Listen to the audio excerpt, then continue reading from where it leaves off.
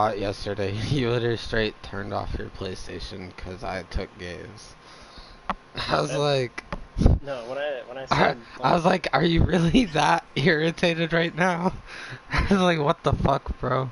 Because something I could totally see you doing. You're just like fed up. And you're like, I'm out. See ya.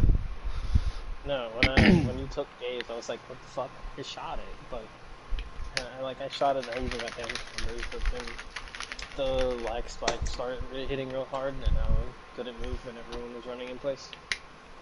And then it just straight disconnected you. Like the internet Yeah. just shut off. That fucking sucks. I know, like, playing on internet that isn't like that great. Like it's decent. Like you can play most of the time, but like when it shits itself, it shits itself. Like for the longest time, like before I moved, I played. It was like 10 down, 9.2 up, or something like that. It's bad connection, but it was like relatively stable.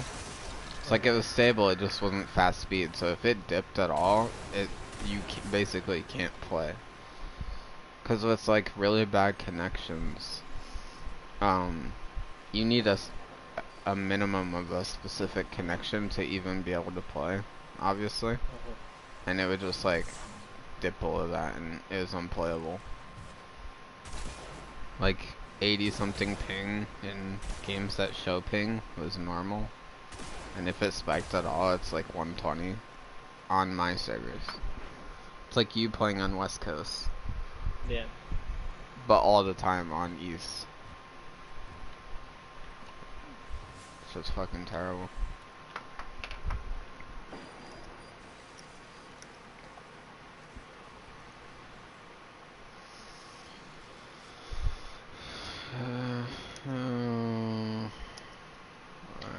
What element should I go for on top?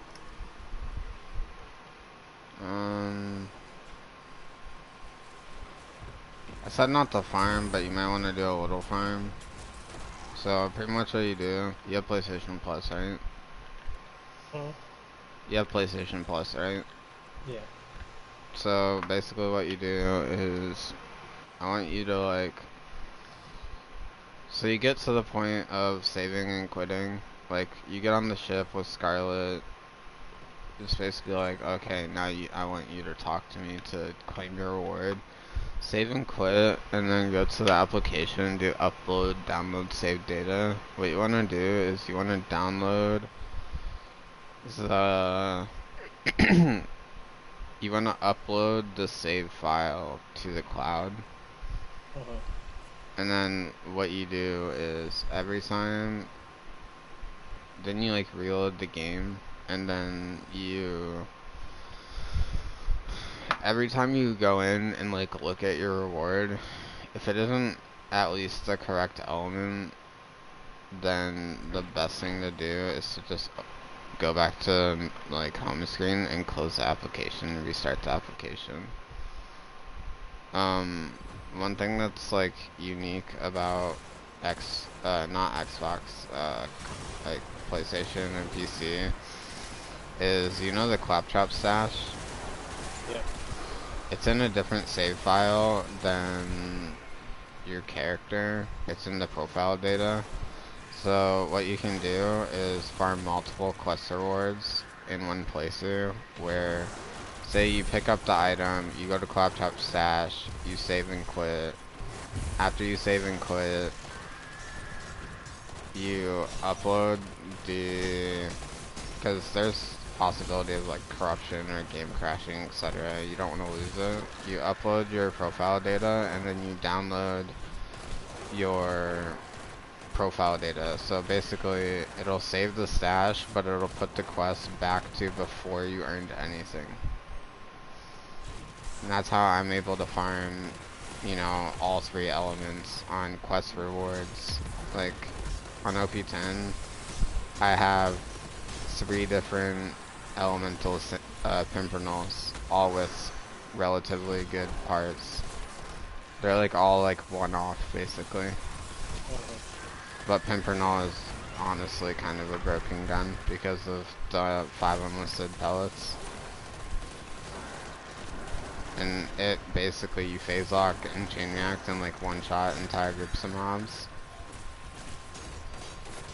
But yeah, I wouldn't do farm too hard, like don't dump hours and hours into it, but you want to get at least like doll stock with element. Element is like the baseline. I would recommend, I think shock is more useful than corrosive because shock deals the best damage out of any element when not matching element. You know what I mean? Yeah. The only things that are shock resistant in terms of armored targets are the fucking ion loaders. But you could honestly just kill them with something else, like.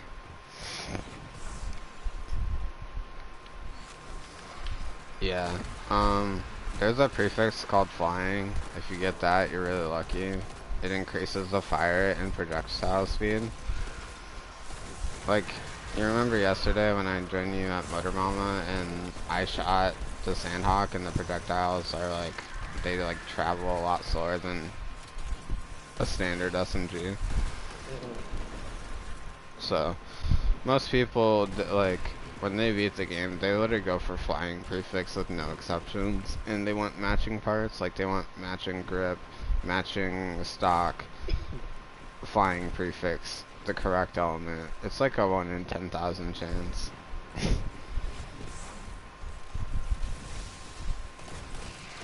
It sucks, but Maya isn't super good for bossing, so she kind of has to crutch the Sandhawk with the B-Shield to be able to kill raid bosses. Which isn't so important right now because, like, what's the point of you farming raid bosses right now anyway, until you're in EVHM? But,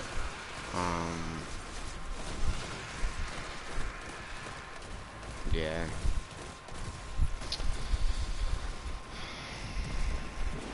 I think Fire Sandhawk's probably the most important because you can break shields with Shock Grenade. Like maybe you'll get lucky and happen upon a Quasar eventually. I don't know if you've gotten one yet. No, I haven't. Once you get to like higher difficulty and I can kinda help you get to OP10. But that's like gonna be like around level 80 roughly.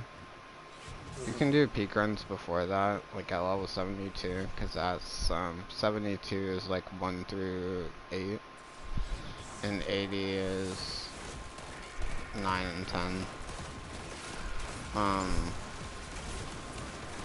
We could actually, it would actually be worth doing like Quasar farming.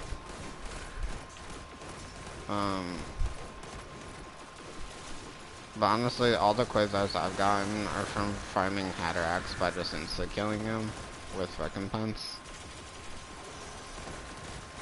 Because you can get, like legendary grenade mods there. That's actually how I got the fastball, but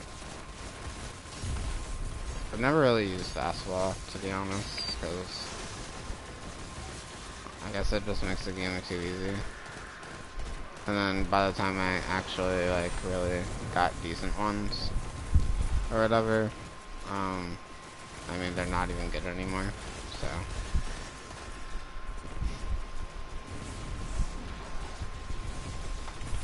I knew from like a lot of other sources that they pretty much drop off entirely in UVHM.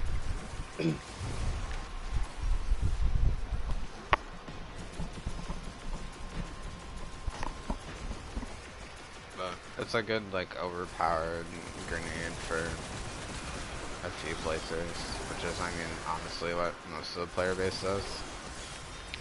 1 or 2 placers, they get into UVHM and they're like, this sucks. And then they leave.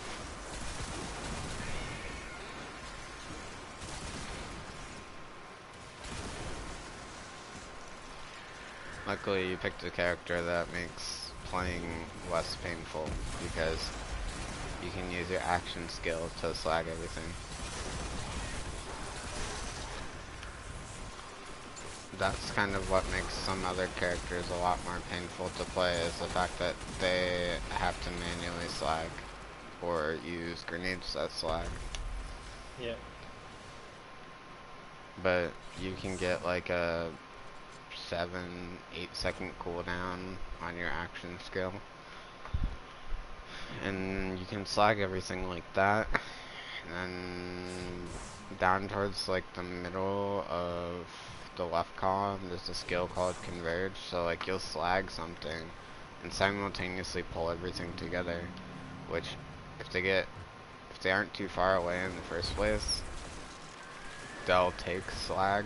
So they'll all be slagged. And then you're basically, you know, fucking chain reacting them with Pimpernel and insta-killing all of them because they're taking triple damage from a crazy high damage weapon in the first place. It's a point-and-click adventure, honestly. But with like 11 out of 5, it's still only an 88% chance. So there's like that dopamine rush of, am I gonna one-shot all of them, or is the 12% like gonna screw me over? Like, you never know if it's gonna one-shot all of them or not. You might have to shoot a second, third shot, but I don't know. It's so much fun.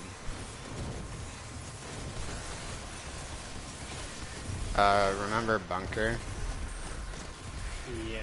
He has his like little like cheeks or whatever. You can, with chain reaction, you can phase lock a loader, shoot him in his cheek with the B shield and Pimpernel. There's like other snipers you can deal with too, but Pimpernel is the best. And it'll one-shot him, because it will chain react inside of him. Because there's so like many layers to his character or whatever. And then, if you don't want your game to crash, you literally have to look at the floor.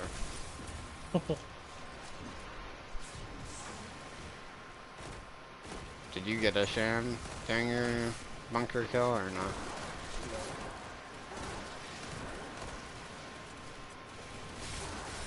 I actually got my sham as a world rep from Hatterax. I've only ever gotten one sham, and I've farmed a bunker. I just got really unlucky.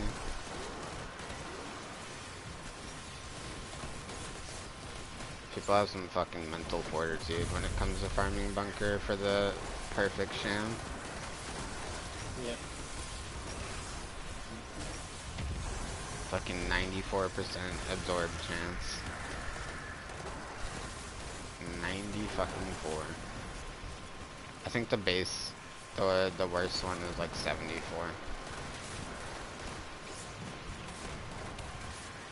I think mine's like 80 something. But it absorbs most of the time when I'm trying to get rockets back.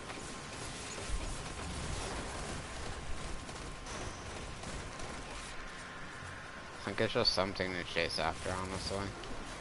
You don't need it at all. If you want to use it as an actual shield in OP10, yeah, it's definitely, you need that. You definitely would need a 94 sham, not gonna lie.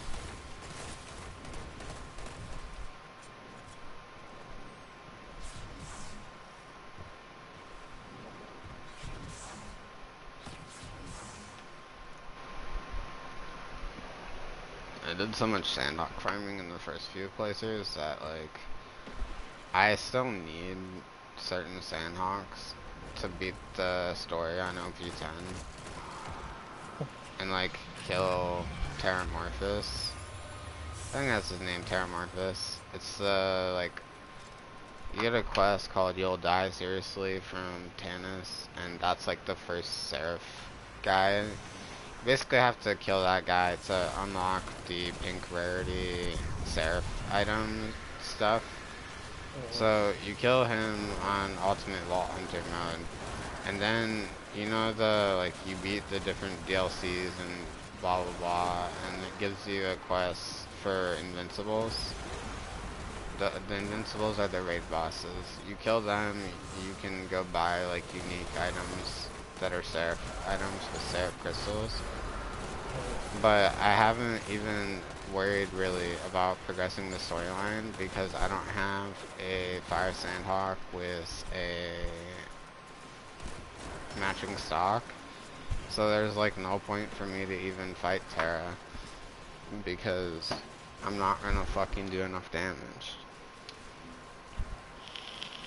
Wow, my first chubby. Off the legendary. What level are you? 34. Nice. Was he a... Well, I don't... You wouldn't know. You wouldn't know if he was elemental or not. But yeah, that was probably just a 0.8% chance that he just got that. And it'll give you a... Well, you can't tell because Chubby and Tubbies are never elemental. What can be elemental is like it takes a normal enemy and chooses to spawn them as that. So for all you know, it could have chosen an elemental one. That the elemental ones have a 3-point-something% chance to be Chubby/Tubby, right? Non-elemental have a 0.8% chance. It might even be lower than that.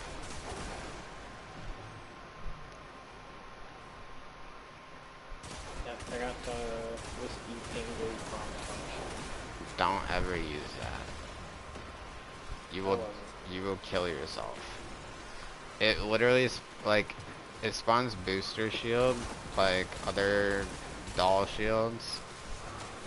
But this one the booster shields are IEDs, so you can literally kill yourself by standing too close to the IEDs.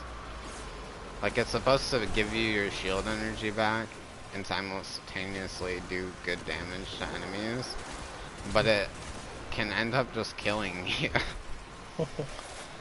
It's just called the fucking what the fuck shield because it's fucking the acronym obviously, and the shield is just pointless.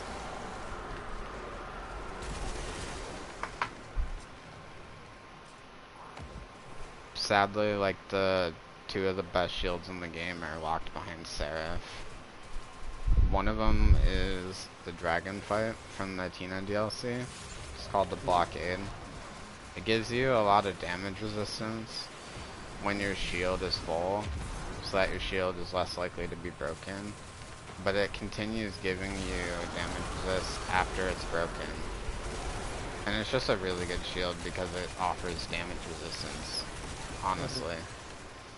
So if you're not getting hit by shock really, your shield probably won't break unless you're being stupid. And then you just get that with like a fast recharge cooldown, blah blah blah. You need good parts, but the other really good one, it's kind of like the Sham where it's good in maps where they have a lot of bullets. It's called the Antagonist. It deflects bullets and boosts the damage of the deflected bullets. And then when you get shot, it shoots out homing slag, like spikes that will like slag the targets that are shooting them. Yeah. But that's from the Seraph vendor in the Tina DLC. And then aside from that, you have like your legendary shields, like the B mainly. Most people use Antagonist, Blockade, and B. But I think the Blockade's better all around than Antagonist, because like what if they throw a grenade at you? What if you're in a creature map? Like you're not always gonna be like it's almost redundant because like I don't want to swap my shield while I'm mobbing just because they're not gonna be shooting me with bullets. Yeah.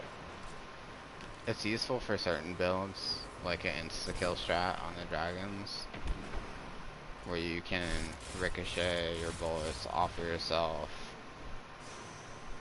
and like the fire dragon, when he perches, is invincible, and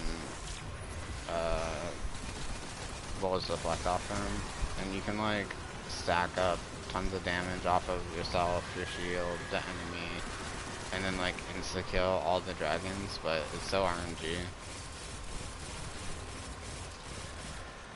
Like you could sit there for 8 hours trying and walk away without a kill. Just kind of like, I can do it, so I want to do it one time just because.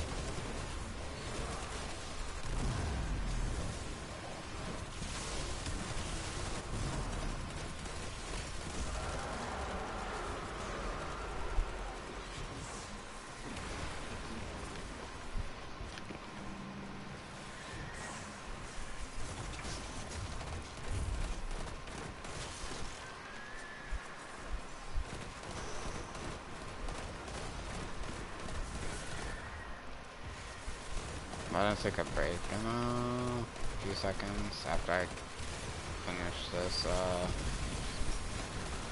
Altar of Sorrow. Okay. I'm just kind of tired, and I was like, what could I go do for a few minutes to like wake up? Go do an Altar of Sorrow, see what the daily reward is. Oh, it's shotgun.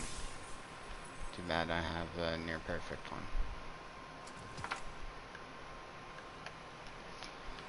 Alright, well, Altars is pointless today for me, because I got that threat opening shot one the other day.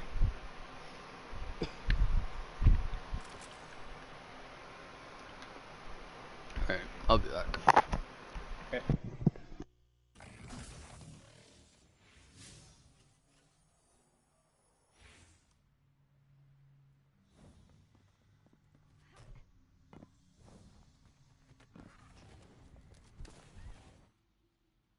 The corruption of the worm clings to your boot. It is yours.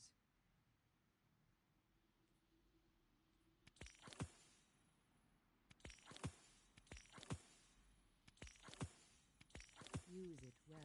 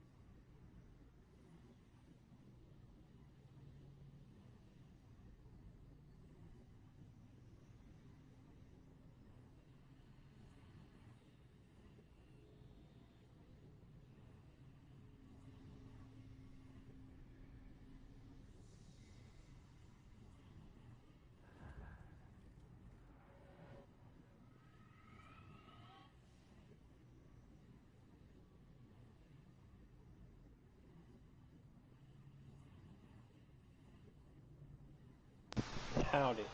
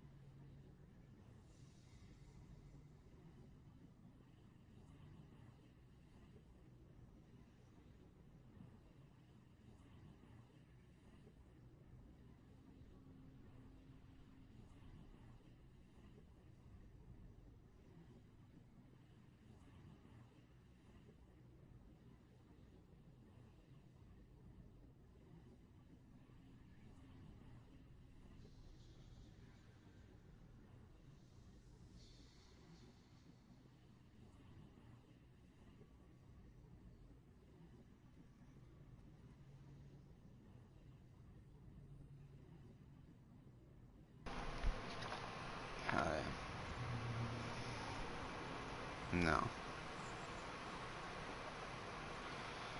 Bye. Bye. No.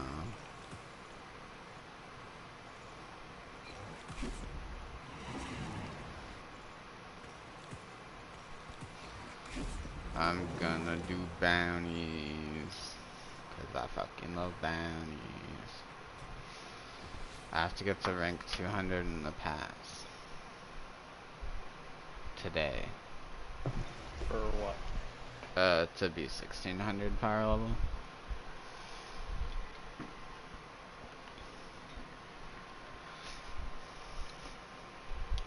I need a little over 4 million XP, which is 40 tiers in the pass.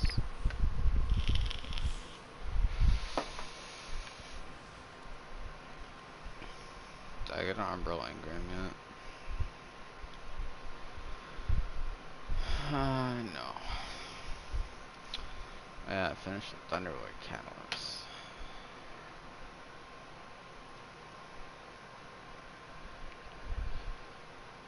Pogyu.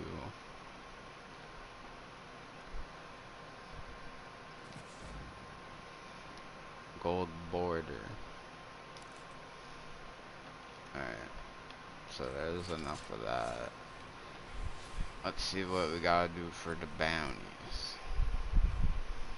Waves, materials, fallen, kill stuff with auto rifle, make orb, grenade, melee, handgun. So I need handgun, auto rifle.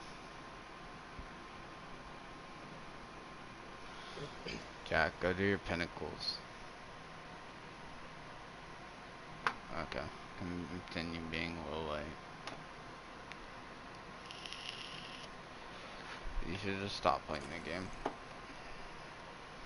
You either have to get married to Destiny 2 or you need to quit.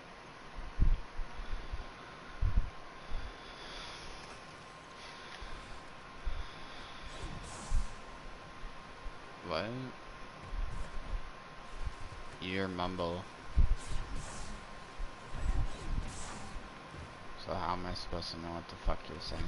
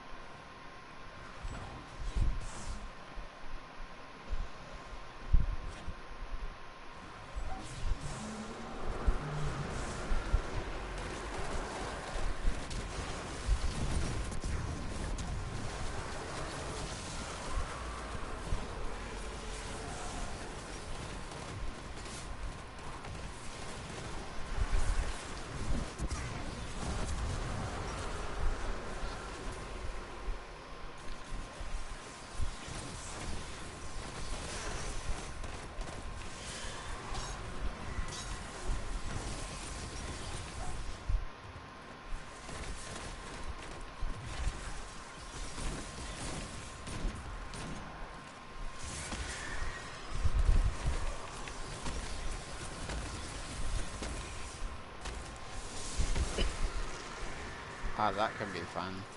I miss doing that.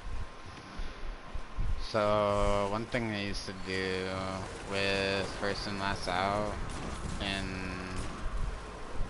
the Altar Asaro is I'd run Winter's Guile and get a bunch of kills on the red bars, and then I would 1-2 punch the Nightmares with max stack of Winter Guile and 1-2 punch, and you fucking one-shot them with a melee. And then that was like when they were the same light level as us. Winter's Guile is fucking awesome with 1-2 punch. You just have to like work for the stacks first. It's really good for 1-2 punch, man. It's so fucking good. You could also use like necrotic grip if you want. I don't think the poison damage like makes that much of a difference. Like I guess it spreads poison if you get the melee kill, but I don't know. I don't think it's that worth it. I think Winter's Guile is the only one that like truly makes you do good damage.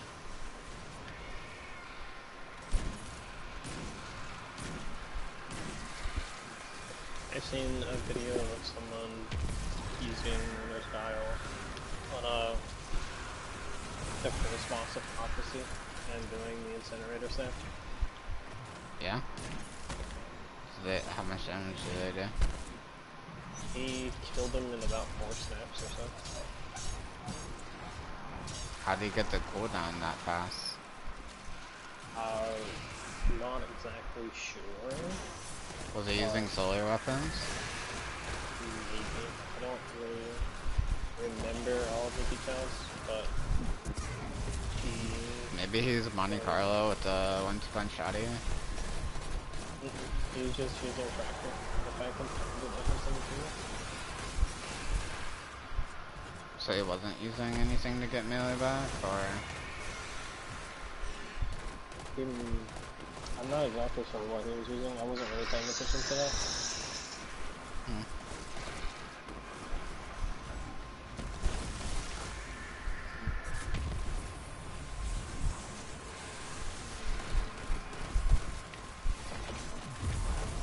Interesting.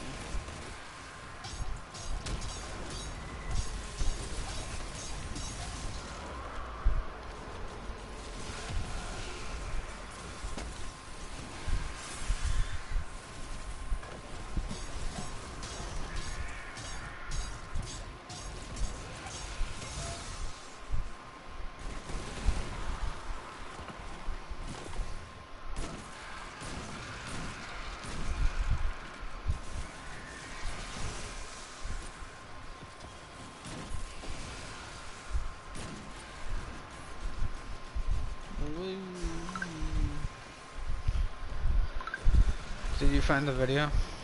Yeah, I just sent it to you. Sick.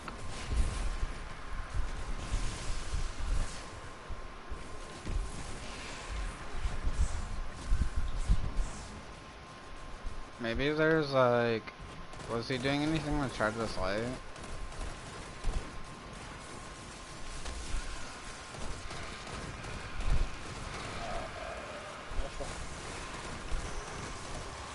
So I'm thinking, you know how there's like he could be like doubling up on, like, depending on how recent it was, he could be using like melee kickstart and then like outreach on his glass mod. I don't know if there's any like, if you're charged with light, kind of like firepower, where like you're charged with light, you throw a grenade that gives you energy based off of how many you know, mods you have equipped. Maybe there's like a melee one. Maybe the only one I can think of off the top of my head is heavy-handed, but I'm not sure exactly what that does. Should be in like combat style. Heal thyself, firepower. No. Striking light will charge with light, defeating combatants with melee damage and swords. Makes orbs, gaining damage resistant while sprinting. No. Heavy-handed, well surrounded by whatever, blah blah blah. Regain half your melee energy when you use a charged melee ability, consuming 1 stack of charge with light. So yeah, you would get half of your melee back immediately.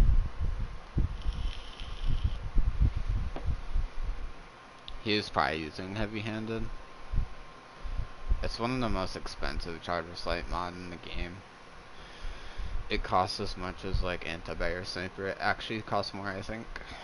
It costs 7 energy. Yeah, heavy-handed is really good for that. What else is pretty cool for is like, if you want to use like shotgun or fusion rifle for like build, if you're surrounded, it like adds subsistence to the weapon without needing to get kills.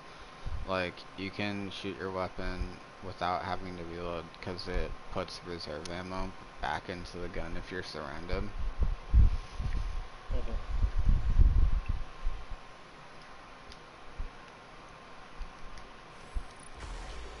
So like you could shoot like a bunch of Telesto ammo and you can just run it, like get so much super energy and just like just keep doing special finny. Yeah, just like keep spamming special ammo finisher to get more ammo so that you don't have to reload. I need a fucking auto rifle. I don't use auto rifle.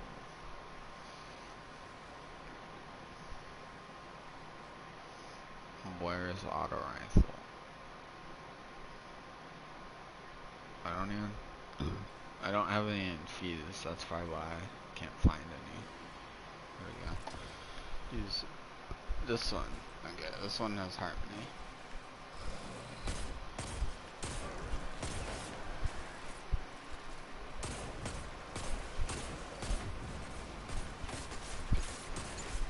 Using this DFA and PvE feels like using Midnight Q. Because it has Outlaw and Rampage. But it's like, it has so much better stats than Midnight Q ever had, so it's actually like a lot better. And you can put that big one so that you can like kill majors after you get some Rampage stack. So like you get some Rampage stack, then you focus on major, and like you'll actually kill them. Instead of doing like fuck all damage to major.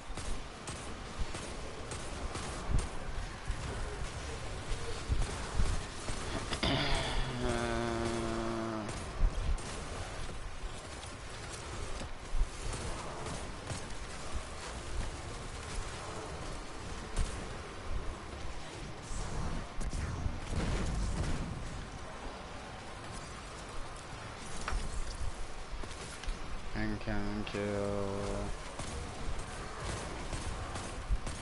Oh, if you want to do things, Hold on. Let me like turn up your volume. What do you say? if you want to do GMs later, I'm down. Okay. I think we're gonna do some. Well, most of now we're gonna do GM. You might be able to join. You're gonna need a shade binder build though for this one. Okay. If you doing a flashback? Yeah. You can do the other ones once if you have Conqueror, but if you don't have Conqueror, you can't like pick the other ones just for like one run. Like the whole point of it is finish your Gilded? Gilded Conqueror. Yeah. Yeah, I have Conqueror. Okay. So then you could do like, cause there's other ones that are easier. I think, not like 1000% sure, but I think the two easiest ones will probably be Fallen Saber and Devil's Lair.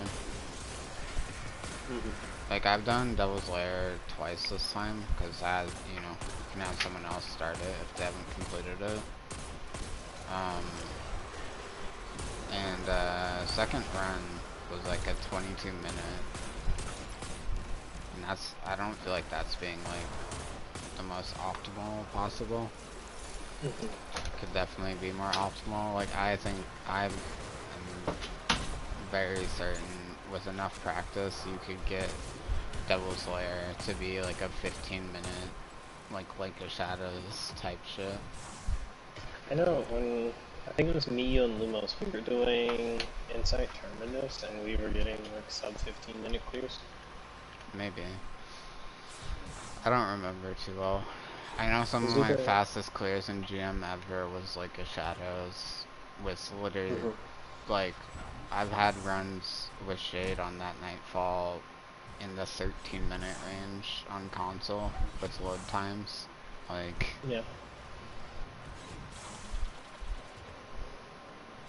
but that was with like anti-barrier snipe, and there actually weren't any anti-barriers, so we didn't even use Izanagi, I don't think. I don't know, maybe we did, I don't remember completely. I know it's like unstop overload, so it's like dog shit modifiers where you have to use like bows and fucking pulses and hand cannons and whatnot. Just have like one person use div, and then you also use like bows in case div person dies. And then you have to run unstoppable stuns. So it was like hand cannon. So maybe I ran like, yeah, we ran like Izanagi hand cannon, one ran Izanagi bow, and then div with either, yeah, probably div with unstop. Yeah, I think that was the setup. Izanagi bow, Izanagi hand cannon, and then div hand cannon, and then all three of us ran falling guillotine, because you could well insta-kill the boss before he spawns a bunch of bullshit.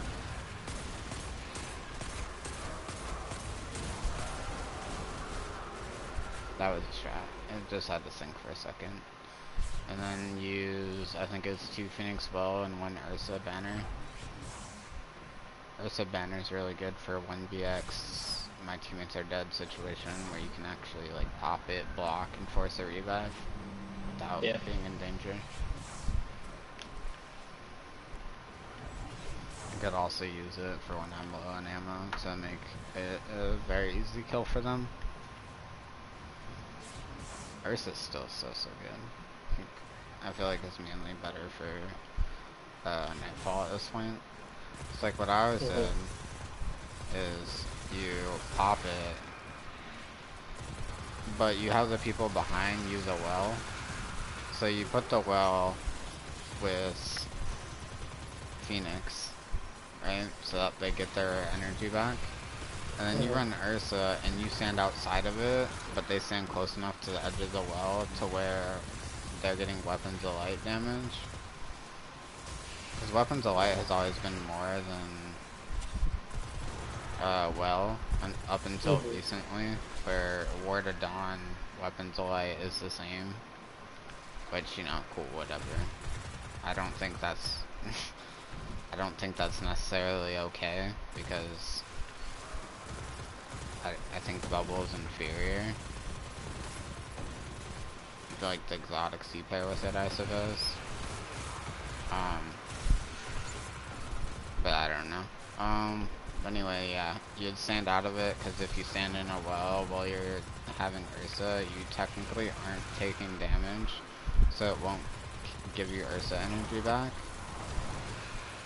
So you have to stand outside of it, and between the energy you would get back, and then dipping into the well afterward for the 3 orb, you would get your super back every time. Like 100% success rate. I've never done cheese with someone using Ursa. I came up with the whole idea literally when the GM was fuck. It's so old I can't remember the name of it. You remember the one where the boss room was a Cyclops that spins around in a circle around the arena? I think so. Garden World. Man, that thing is so old. It literally came out in like season 2 of the game. I had to remember, dude. Yeah, it was Garden World. And for the GM for that one, sometimes you would have to fight 3-4 champions at one time. And with Ursa, you were actually able to, like, from safety, fight 2-3 of them, and then wait for regeneration, and then fight the last one. And, like, if there were only, like, one champion or something, but we wanted to pop it anyway, what we'd have to do is literally let the boss shoot me a bunch, or, like, let the enemy shoot me a lot without killing it, so I would actually get energy back. I'd have to stand there and, like, let him fuck up my shield, just so I would actually get my super back. Intentionally let him live longer.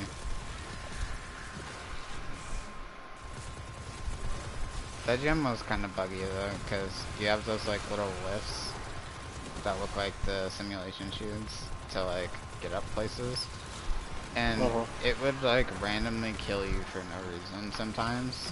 Just walking into them, like it would just kill you. So like you could do it pretty fast, like sub 20, but it was buggy, and that made it not consistent. It added wasted time, because it was actually pretty far into the strike when the specific ones that would kill you would like come into play. It was like really fucking frustrating. Be like 10 minutes into a GM and then waste revive / people would die trying to revive you because it's a buggy piece of shit, and they would end up dying from the same thing you died to. So frustrating. I hated that shit.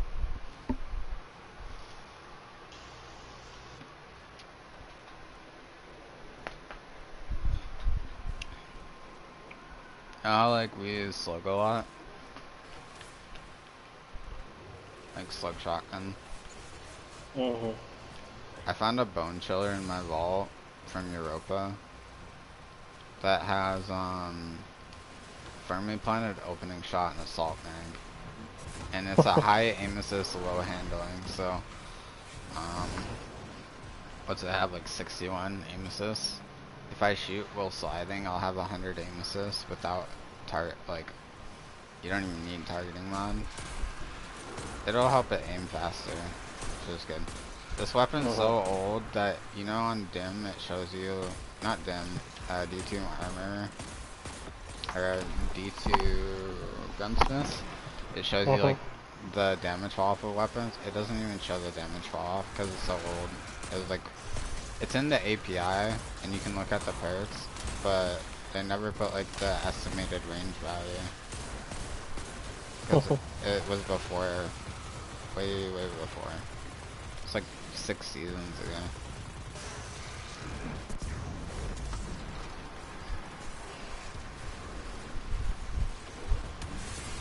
I need to pick up material from the spawn out. What's funny is like this is what people did. They go do all the lectern bounties and all the moon bounties. But the repeatables used to give like weekly XP, like a weekly bounty type of XP. I remember they disabled repeatable bounties on the moon. I get to close amp over and over again. Oh. You know what I actually did when I did that? I would just pull open Bejeweled on my phone, just play Bejeweled in between loading screens. I would put my pinky on down on D-pad and my pointer finger on X. And then I would put my phone down every time I actually loaded in. And I would know that it's time to like press X to load into my character when it made the little audio noise for prioritizing party audio. It's really boring. Do you know what the matching parts look like? I know what the stock looks like. You need to look up the grip.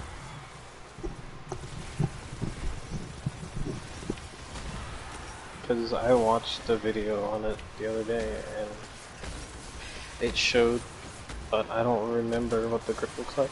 So you know Okay, here's how you'll know if it's a matching grip, like without actually knowing what it looks like. Because it's matching, it'll have a benefit. It'll say 23% reload speed. It increases your reload speed by 23%. And then if you have matching grip and stock, it'll increase the magazine capacity up to like 40 something. Okay.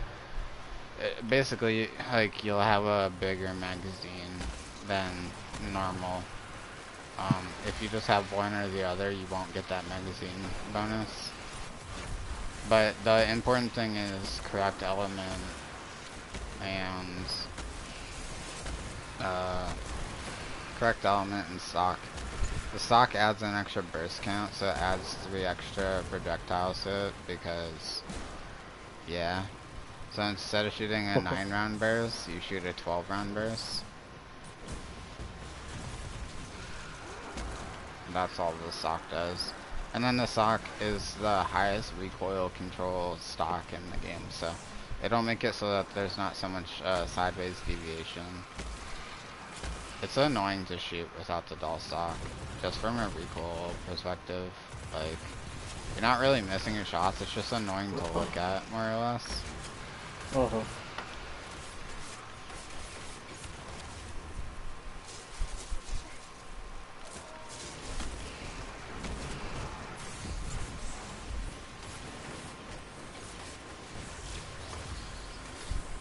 Bounties. I have so many, dude. So I think I finished the grenade, melee, hand cannon, blah blah, melee kills. I have to do nightmare hunts. Oh no. Yep, these are a bunch of nightmare hunts, and then I have to go to other planets and do a bunch of lost sectors. Generate orbs and nightmare hunts. Defeat combatants with arc damage. Kill nightmares and nightmare hunts. Use submachine gun. Rapidly defeat them. So SMG, finishers, helium filaments, 3 lost sectors. This is kind of fun for me though, because I like haven't been on the moon in so long, so it gives me time to, I guess, appreciate the scenery and whatnot. I like coming back to old maps and just kind of having stuff to do. Like, yeah, I might have done an unhealthy amount of Alter Sorrow in the past, but this is like fun to some extent. It's something to do, and I'm not just spamming the same weapons I use all the time because I'm doing bounties. Like, who uses fucking Sorrow's Verse? Nobody. It's because they don't think about it correctly. So, you know how the SMGs are like really good? Like the 600 RPM ones? Like they have a lot of range and stuff. You get a Sorrow's Verse, it isn't really an auto rifle. It's more or less a SMG. Yeah, they have slightly different time to kills, but like sniping's really easy, right? So what you can do is you can get like a heating up roll, or not a heating up, a harmony roll, get a snipe, swap to the quote-unquote auto rifle, and then obliterate people. And then it has so many good perks, like it has encore, it has heating up, has killing wind, has zen moment to remove the reticle bounce, it has tap to trigger. You could even just use it like an SMG. It has fucking frenzy, elemental capacitor if you want to go fucking balls to the wall on stability. You can literally get tap to trigger an elemental capacitor and play it on the void subclass. It has adrenaline junkie, it has demolitionist, it has unrelenting for getting 2 pieces. It has multi-kill clip, harmony, rampage, like subsistence feeding frenzy. Like, this gun has crazy amounts of synergy. You just have to use it more like an SMG than an auto rifle, because Uh-huh.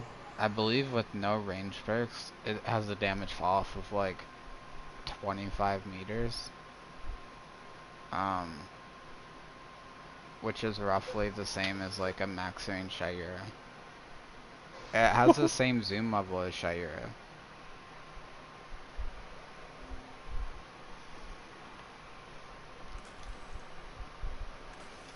I feel like using it with Harmony with like either a closer range weapon or a longer range weapon would like make this weapon thrive a lot. Like use it with like a sidearm or use it with the sniper. Yeah. I feel like it's almost like the same kind of thing as like a handgun, where you can use it with a really short range weapon or you can use it with a really long range weapon. I'd rather use it with like a sidearm than like a shotgun, because you can like more consistently proc Harmony without putting yourself in like a I'm gonna die situation. Uh-huh. Like, oh, do you remember that clip where I got like that 6-piece on Disjunction using the sidearm and heating up Harmony pulse? Uh-huh. And I was hitting people in the head for like fucking 47 damage with a .67 time to kill weapon. Yeah. And literally making the time to kill faster if I hit crits, because they're dying before the full second burst kills them. Like the time to kill is faster, but the inputs I'm making aren't faster.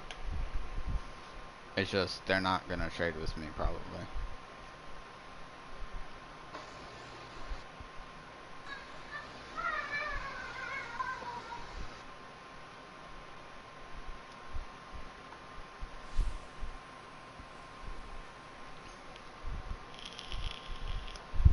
So I think I finished my bounty for doing all this stuff. Now I need to go do the 3 lost sectors, get 5 materials,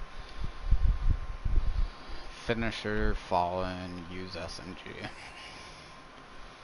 Oh, I've been watching this guy on YouTube, and like what he's been doing, or what I've been watching is he does like an ultimate playthrough or whatever, What is where that? Jolts dude, 139.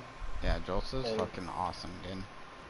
and like what he does is he just plays vanilla and progresses normally.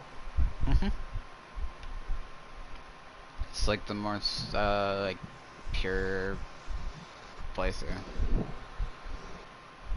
So you're not getting like advantage or disadvantage over other players. Like it's the same shit.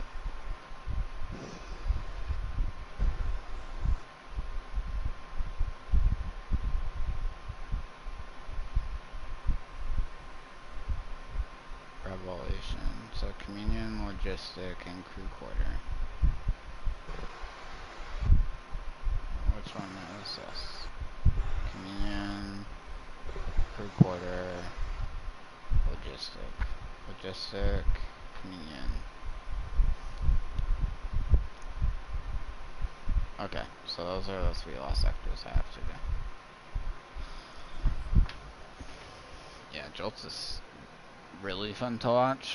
He's so positive and like entertaining. And he's always like appearing to have a pretty good mood. And he points out all these like niche things that are interesting, and you'll learn so much about the game just by watching him, because he goes out of his way to like point stuff out, even if it's rather insignificant. Yeah, I started watching his Maya playthrough today.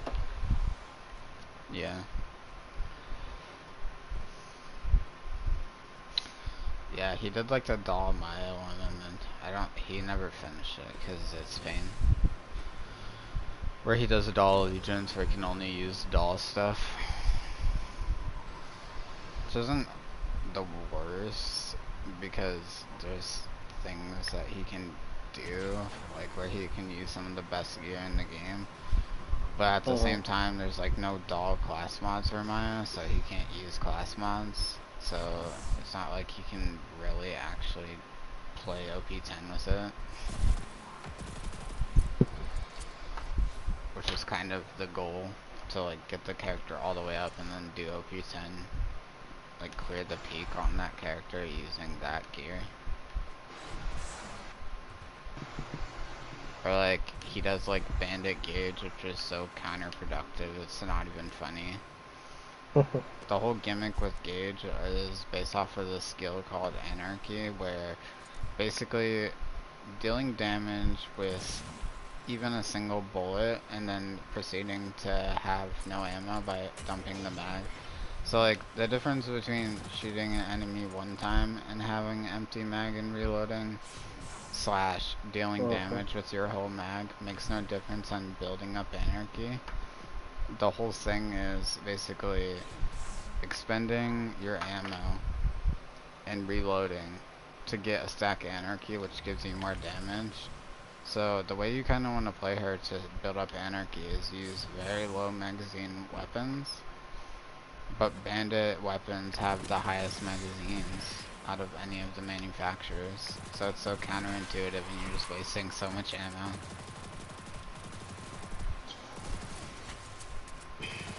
I'm so mad. I got matching stock, matching grip, but it's bleeded and doesn't have energy.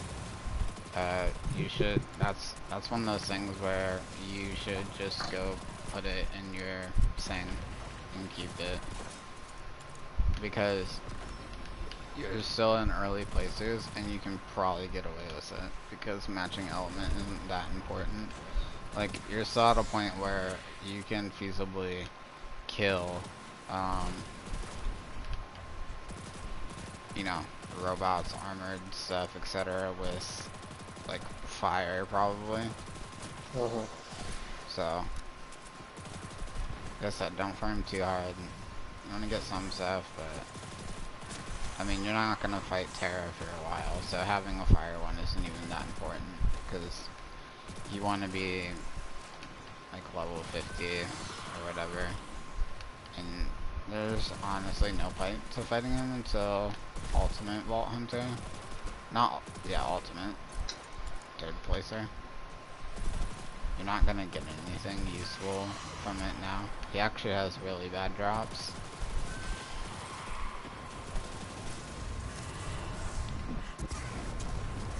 You just need to kill him to gain access to all the Seraph stuff. He's kind of a gatekeeper. And you need a Lady Fist too. I don't know if you got the Lady Fist. Did you end up getting it, or no? To what? The Lady Fist? No. So, in the Nexus Badlands, there's this quest where, I don't remember her name, but basically you have the choice between giving blueprints to the daughter or whatever, or Hyperion. You give them to daughter and you have to find the extra blueprints in the ammunition. Why did I just call it that? In like the gun vending machine, there's a secret compartment on it, and then you'll get Lady Fist from turning it into not Hyperion. That's the gun that boosts your gun damage by 800% crit damage. So you like dump a bunch of Sandhawk ammo, then swap to the Lady Fist. The Lady Fist will make the Sandhawk do 800% crit damage. It's a common theme amongst killing high health enemies. Shoot gun, swap to Lady Fist, get big crit damage.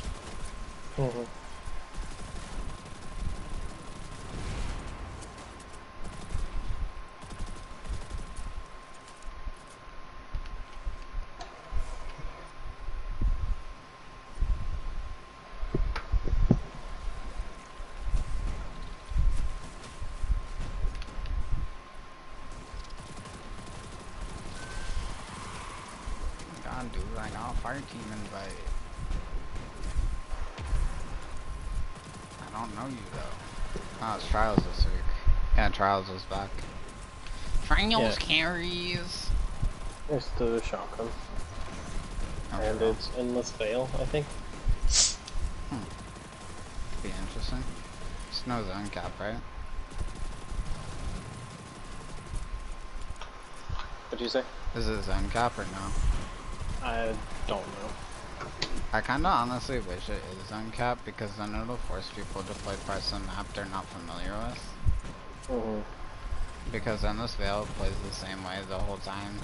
People gamble their life on connection fights through middle, or they fly and be with Shoddy.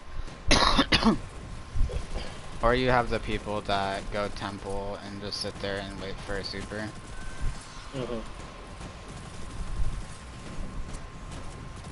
Because the only way to fight them is by funneling through choke points that are favorable to them.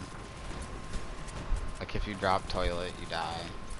If you try to fucking peek either the spawn side of the tunnel, you get team shot into oblivion. It's very like one-sided gunfights from that area. So pretty much connection fight through middle, connection fights through cubby, or overpowered positioning in one area of the map. And this is just connection fight fest. But I like the map. It's just people are unintelligent in playing it. And it just is what it is, man. Ease what it is. So who's this guy that invited me to his fire team? Why are you doing that? Shack's left stone.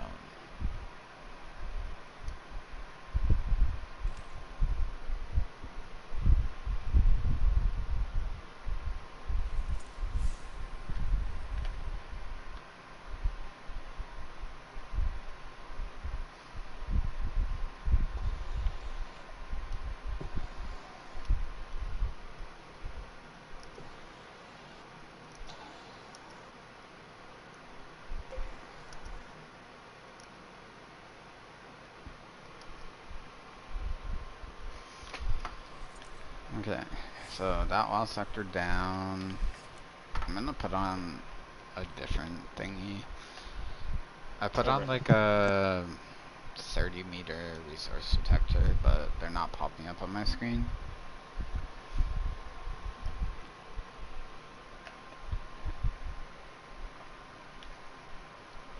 I'll just take this off for now.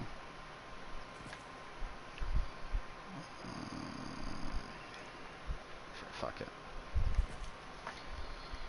Alright. Oh, there's one right over here.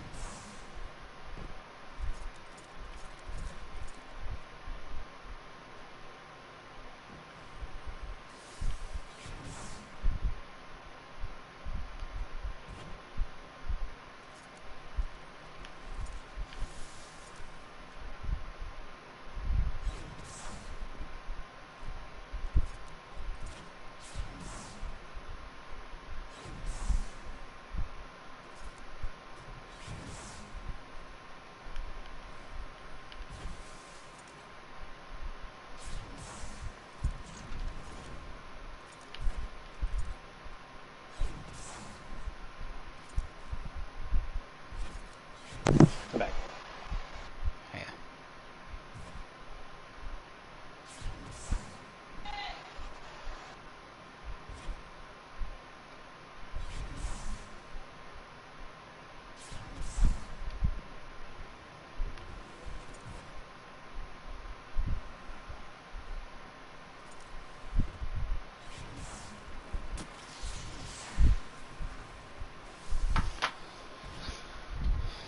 I'll make sure the door's locked.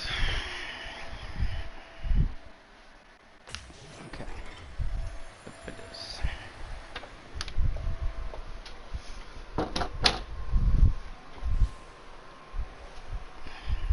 Yeah, one more material.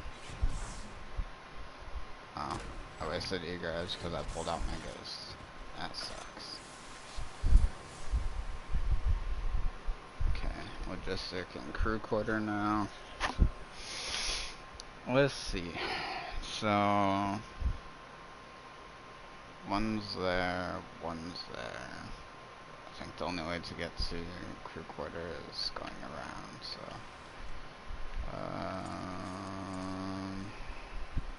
it's this way, no?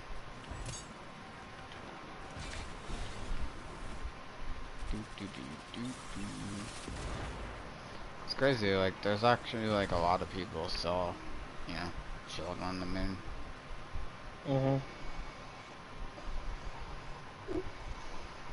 Hey guys, Rick Hackers here. I just bought my favorite like beyond like that like one thing, and like yeah, and like Shadowkeep's pretty poggers. If you find, like, you can find really old Borderlands 2 videos from like 9 years ago from Rick Cactus.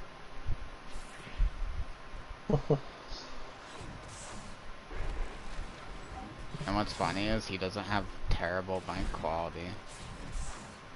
Whereas with Joel, it's like, dude, his old mic, Jesus Christ. Sounds like he's hooked up to an Xbox Connect.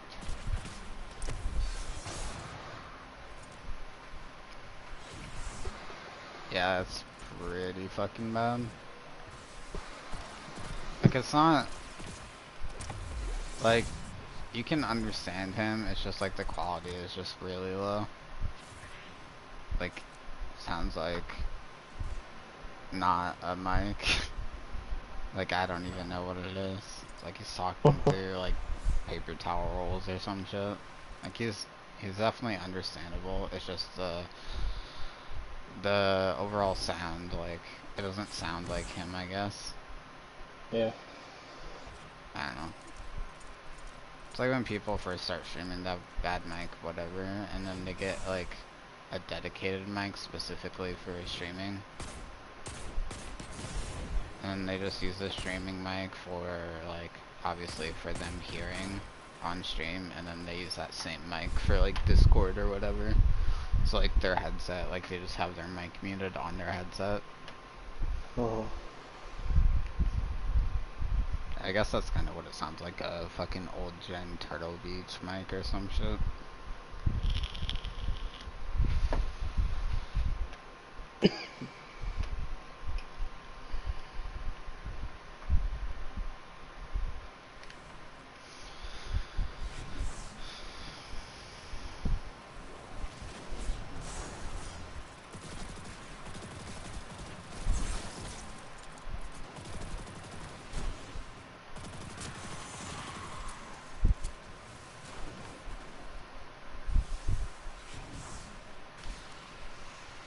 Whoops.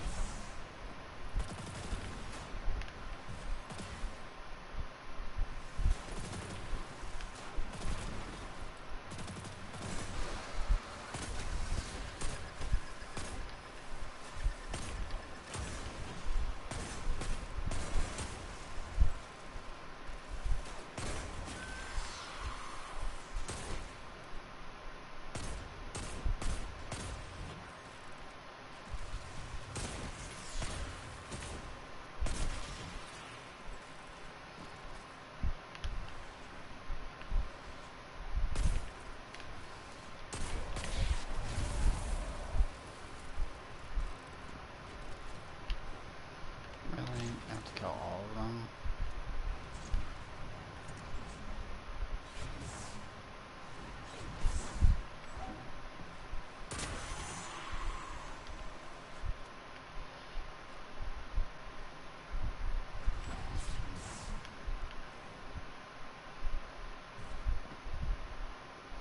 Have you messed around with eGarage Blink?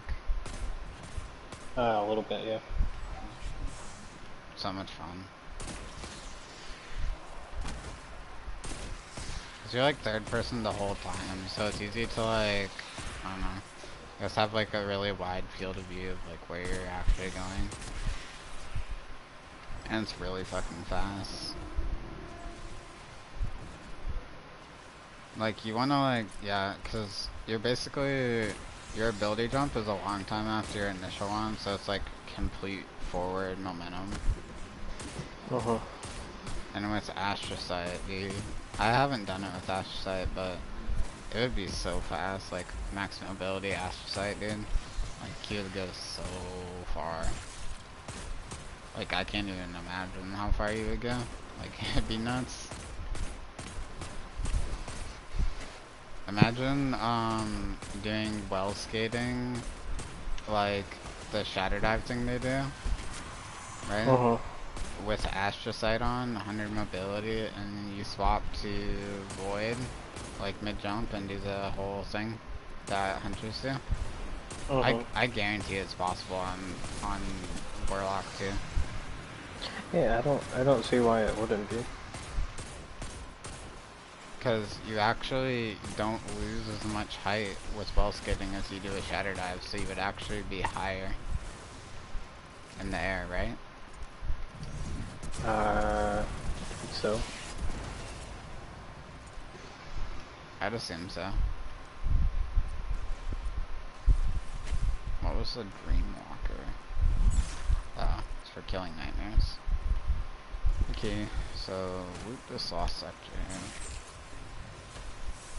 That should have completed that part.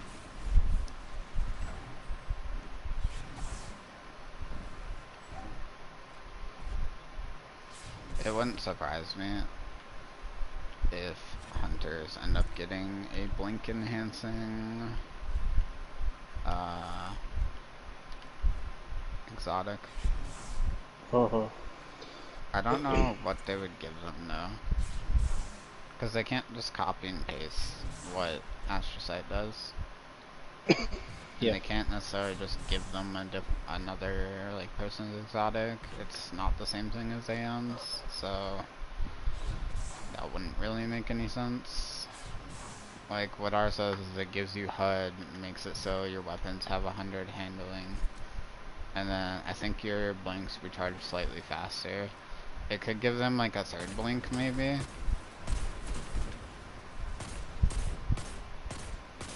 I think that would be kind of cool. I don't know exactly what it would do. It's like, oh yeah, the other thing, we blink farther. Like it improves the, I guess the amount of speed you build up and how far and fast you go. Blinking with Astrocyte when you're used to blinking on normal is very disorienting.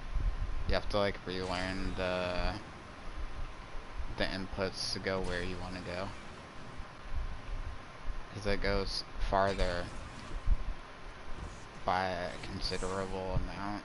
Like if you try to jump straight up, you'll go way higher. If you try to go straight forward, like where you delay the jumps, you go so much farther. And then like what I'll do is like, say I have out a hand cannon for example, and I want to like blink shotgun someone. There's no point in pressing swap button before, because once you're in blink, you're in like a action or animation input, whatever you want to call it, that you're kind of out of control for X amount of time. And when you're in a blink and you press swap weapon, when the blink is over, it'll activate the swap weapon. So what you can do is like hold out your primary, blink, then press swap weapon, and as you come out of the blink, it'll do the input for you. So Nice. You're getting that 100 handling on the weapon swap because you're coming out of the blink.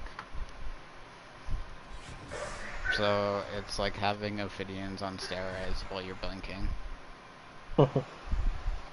Like the handling's so much better. Like it does what Ophidians, like what people think Ophidians do instead of what Ophidians actually do.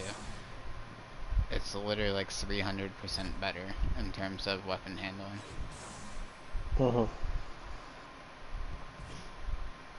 Ophidians gives you 100 handling, nerf it. Yeah, bro? Say you've never used them. Say it. Go use like a Go swap to a quick draw, like, hand cannon, and then use that same hand cannon with the same handling with Ophidians and tell me it's the same. It's not, buddy. Get like a 0 handling weapon. Okay, this one has 32 handling, this one has 100. Wow. There's actually a huge difference.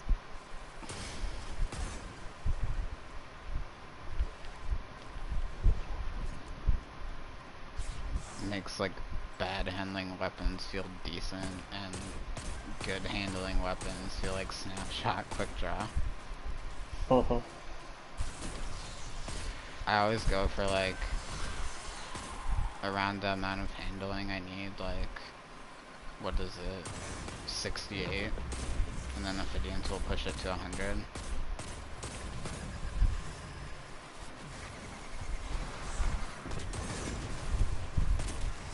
And then use dex mods on top of it to make the animations of drawing it faster. Because it's like a percentage scaler.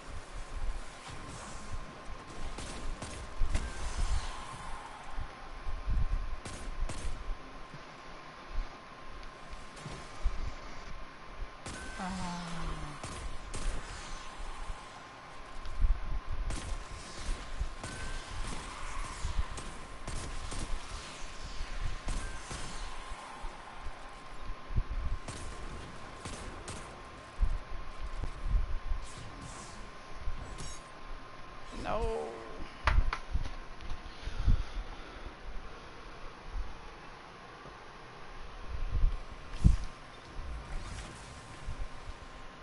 You both have what?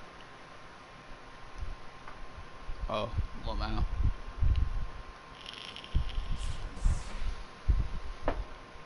That's kind of funny. Go use the sniper in PvP so you can get free headshots.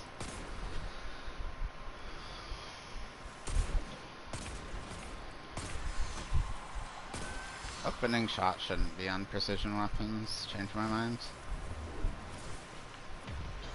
I agree.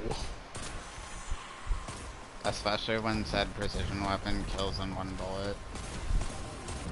I don't think it's really a problem on hand cannons. I don't think opening shots even good on hand cannons. I get extra range on one bullet.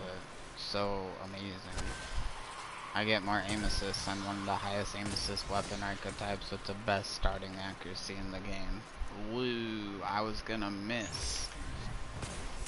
If you're missing your first shot with a hand cannon, Lord help ya. Help ya. You need some milk. Bless you. Thank you. Yeah, if you're missing like first shot with full accuracy, probably targeting mod and like 80 something aim assist, like that's my brain right now. My brain pooped itself thinking about that. They were moving, I couldn't do it. Oh my god, no, Bungie. No. Don't do it. No, don't do it. Don't do it. Don't do it! No! I just got a Tranquility Sniper with Hammerforge Accurize, Range Masterwork, Under Pressure Snapshot. So I literally have opening shot on all my bullets when I have only 2 ammo in the mag, which is going to be, it's permanent opening shot. Because you don't get enough ammo for you to have a full mag all the time in PvP. What the fuck? Hello?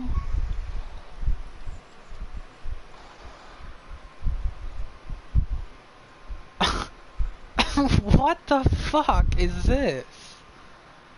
Oh, Under Pressure shouldn't be on snipers either. What the fuck? did I just get? Literally, what the fuck?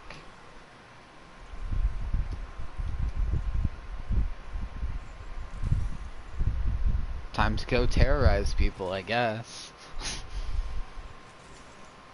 Sir, you shot him in the chest. Nah, headshot. Okay.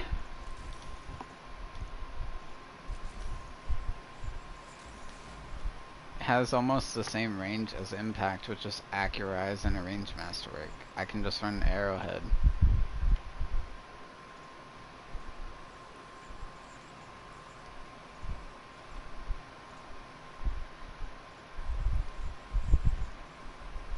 What the fuck? I might run Tactical for some stability.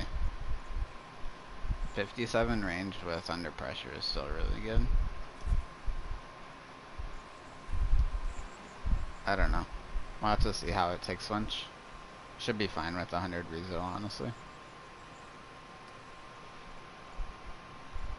I really like Tranquility. The sound of it, the look of it. It's just a fucking beautiful weapon.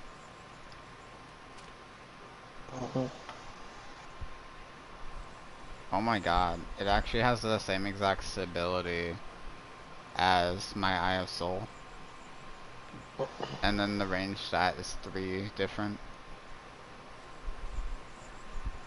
And then it has better handling and snapshot with better reload speed as well. The only stat it's worse in is range. And aim assist. But aim assist is made up for. Still has 61 aim assist.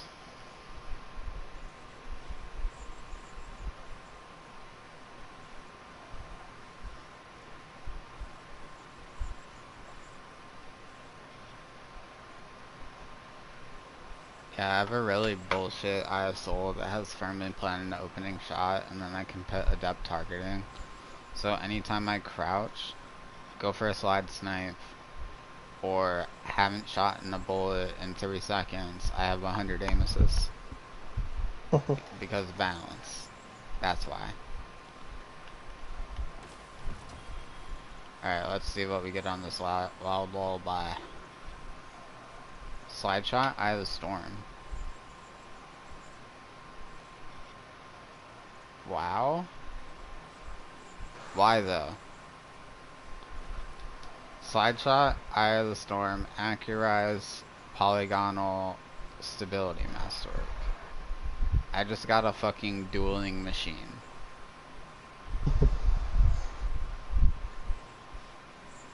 What? What is my RNG right now?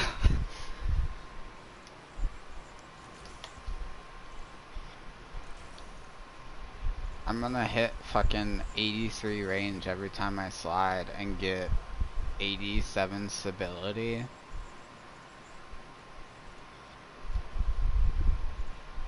'87 stability. This roll is illegal.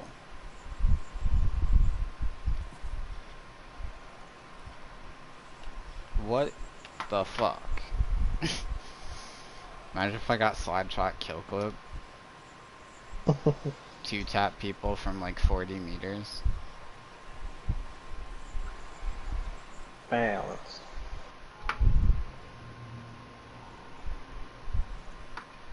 It's cool, but it's not good.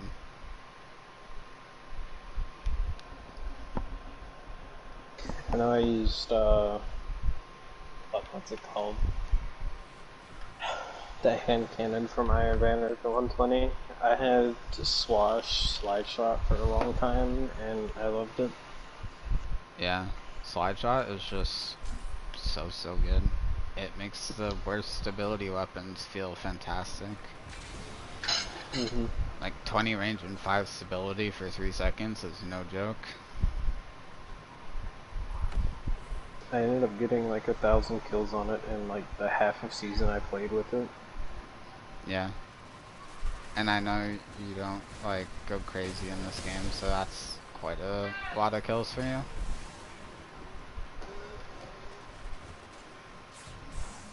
Yeah, I think currently in the season I'm at like 2,000 or close to 3. Back in my day, I got 60,000 wow in one season. Yeah, well, I'm not that good, man. I don't play that much. I played like 'd say roughly minimum of 8 hours a day for 5 months. That's a lot. I was doing 900 meta.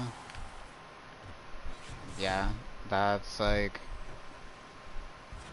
either more or a minimum of like a third of the majority of people in my friends list have like more than they've ever gotten, or at least like a third or half the kills. Like that's half of Pichu's lifetime Crucible kills in 5 months. Yeah, that's more than my career. Yep.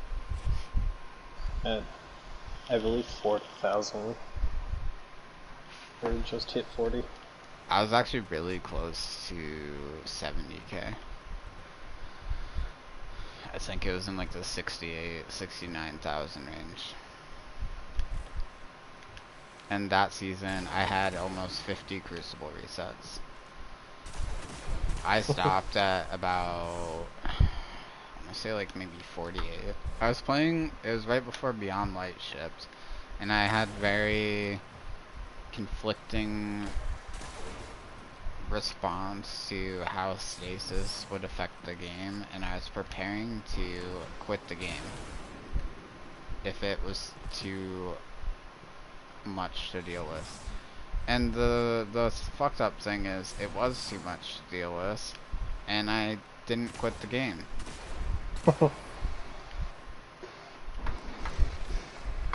It was very unhealthy mentally to play against for that many hours a day, and I did it anyway.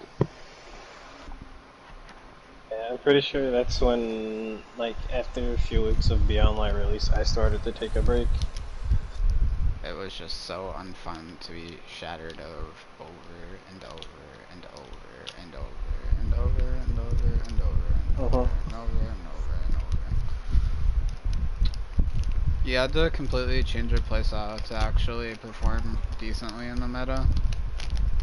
Because the way that Destiny has always kind of played is you have a significant advantage when you play off of momentum, but during the meta, the people that went from like 40, 60 kills a game struggled to get 40 because the way you had to play it is you had to not play off of an advantage and rather be ready to fall back immediately without any hesitation anytime they had advantage on you.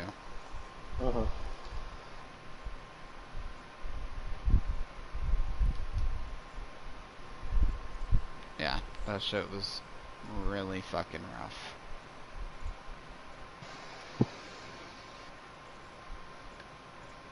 Jane Banias.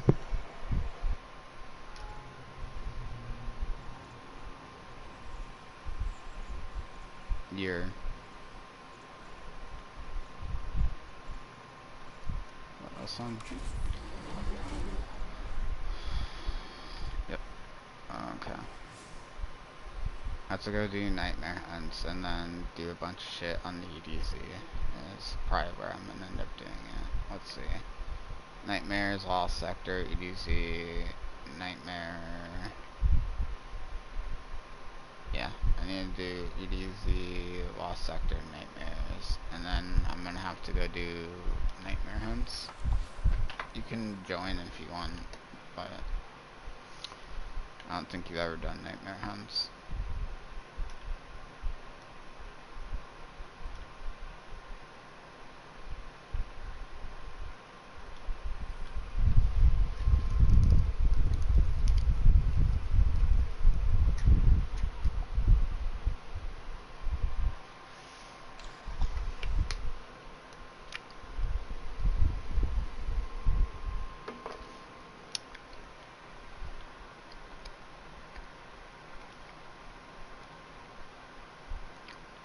No, I'm gonna play Clash of Clans.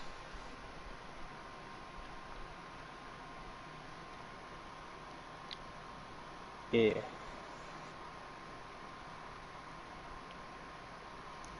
Thank you for putting up request troop. Sure. It's helpful.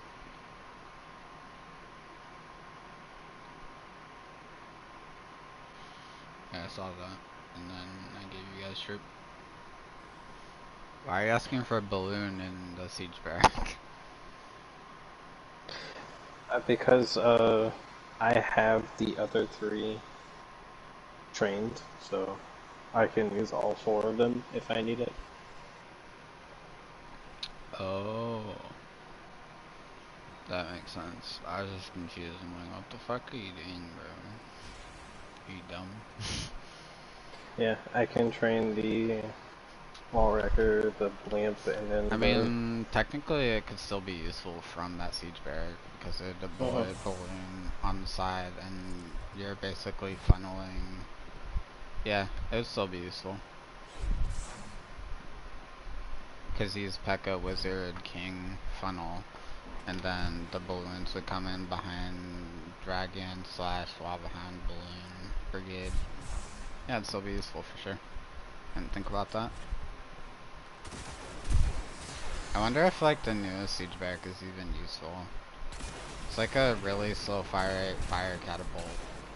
Yeah, I'm guessing does splash damage to buildings. Before they nerfed it, a lot of the like top people would use it to snipe town halls. Cause that was one of the things that's like weird about it. I don't think it targets town hall. It just kind of goes around, does it whatever it wants. Well, how the bases are set up is they would have like they would normally have a way to activate the town hall, and they would attack around activating town hall and taking it out just by using the heat machine, and then they would do whatever else they needed to do. Well, in that higher level play, the town halls aren't exactly that difficult to get because it's an anti-3-star setup in the first place. So the town hall isn't the priority. It's about having the most DPS in almost all places of the base at all times. Yeah. I'm just telling you how I saw them use it. And when it was being used like that, it eventually got nerfed. I don't remember how when it got nerfed. Maybe but they did it target town hall? Yeah. I don't think it does anymore. It targets defenses. Oh, does it? Yeah. Oh, that makes sense then, because it becomes a defense when it's active. And they would use it to basically clear like town hall or eagle or something. The bigger defenses.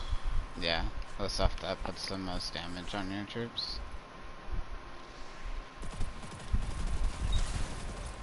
You know, sometimes I forget I have like a near max Town Hall 9 just sitting here. Me too. I have a max Town Hall 10 aside from the King, but I can't be bothered to play just farm Dark Elixir, so makes me wanna die. I just recently started playing this account again, and I have a bunch of loot saved up, so I kinda just get on every once in a while, put down all 4 builders, and let it sit. Yeah. I'll just get on occasionally and like collect my Dark Elixir, and then I usually get enough Dark Elixir from the loot cart so I can put it down. I need like, cause I didn't have my King. I rushed slightly Town Hall 10 before my King was level 30. But it doesn't really matter that much. Like it does, but it doesn't. I mean, Town Hall 9, Town Hall 10 are so air dominant that he's mainly just used for funneling. And it doesn't really have much of an impact on the outcome of attacks, because if you Lava Hound well enough, your King being slightly low level doesn't matter, because the attack strategy is so surgical and destructive.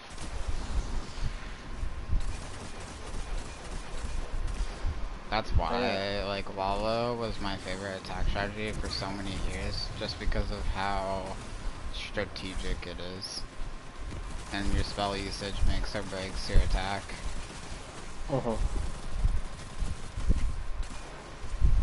My mom gave me her account to do whatever I want with, so I'm rushing it to Town Hall 14. Wow. So I can donate shit. I can't bring myself to do that. Like, I can't bring myself to rush anything. Like, even if I made a new account, don't think I would be okay with doing that. Like, I wouldn't be able to do it. Yeah, I understand. I was like that for a long time, but I'm using it mainly for donations. That guy, Crypto, that's literally what he did. Basically, the clan we were in before, apartment 14 or 11 or 411, whatever it was, they're all really friendly to him, so he literally decided he was gonna rush his base so that he would be like the best person for donating. I remember he stopped playing for a long time. They implemented the auto upgrade system for when you're AFK for 3 months.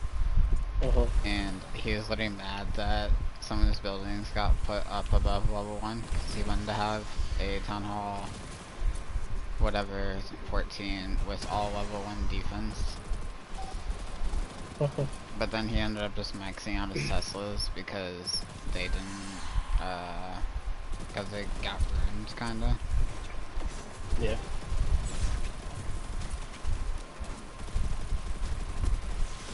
I mean, honestly, the 3-star rate of those higher town halls is so high, it kind of doesn't even matter as long as you can consistently 3-star with your army. The defense at town hall, like higher town halls, is almost negligible at the high level play because everyone knows how to 3-star consistently.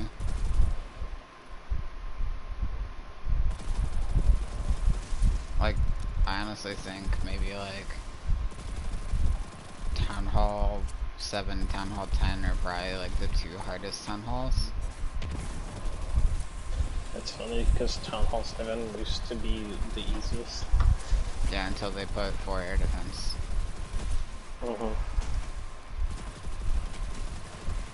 It was the easiest, just spamming drags, but aside from drags, it's kind of difficult.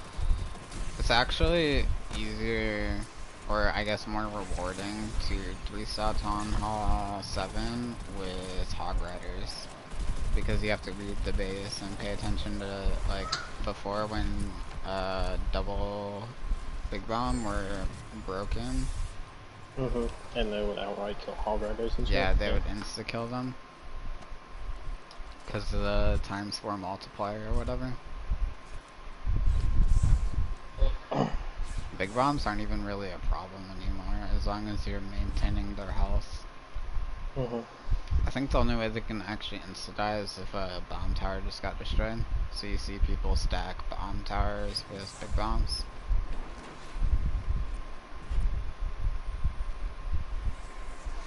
I see that shit a lot, so I just heal preemptively before they even do that.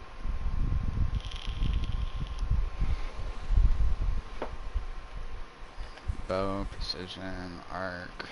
Okay. Nightmare hunt time. I think I have arc bow. I can just use Trinity probably.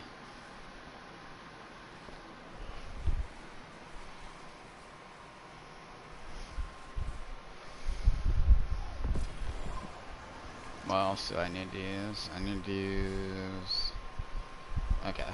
Precision, auto, bow, auto, bow, fusion, arc. Okay.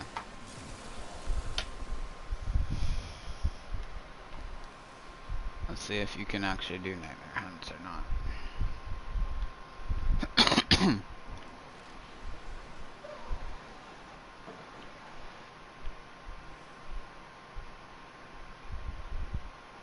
Let's see, which one? Fanatic, Omnigul, Skullax. I'll do some Omnigul, dude.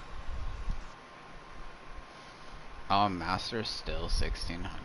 I didn't think they still scaled it like that.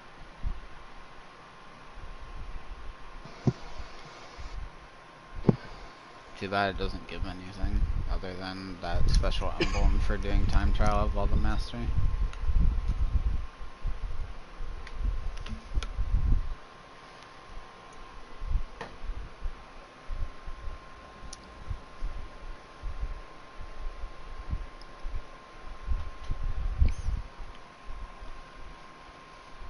Yeah, I like the spooky queen, so I bought the gold pass.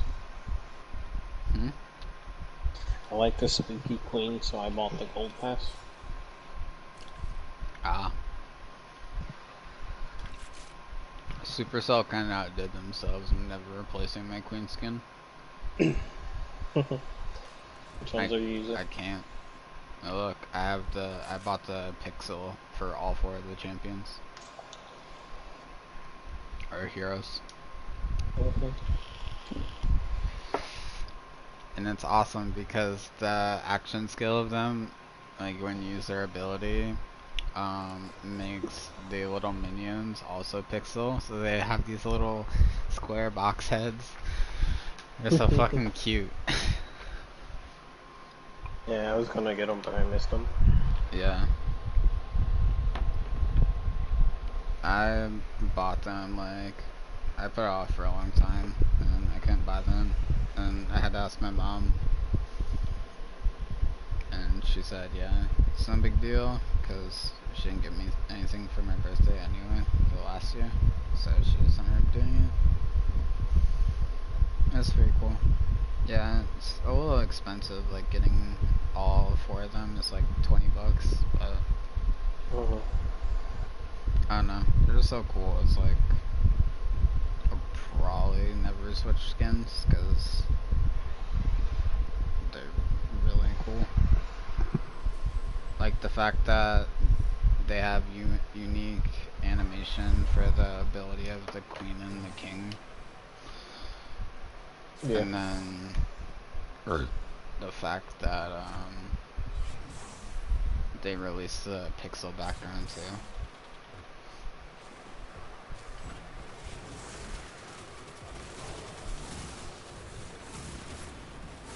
But no, I can put my team down now. I'm gonna spin my gold first. I upgraded so many walls after my builders went down.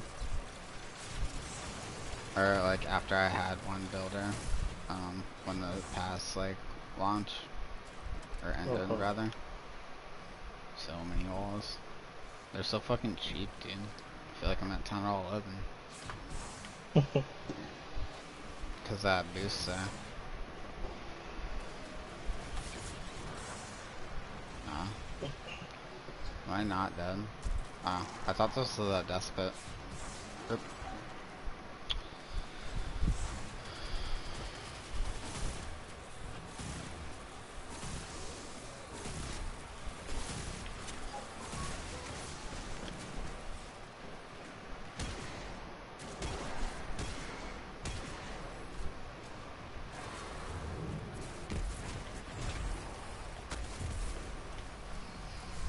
So let's see. And a lot more fusion kill. But I don't have fusion ammo, so I'm gonna switch to Trini Ghoul. You know, pro gamer fucking murdering everything with wrist burner, so I'm gonna give him a taste of his medicine with Trini Ghoul.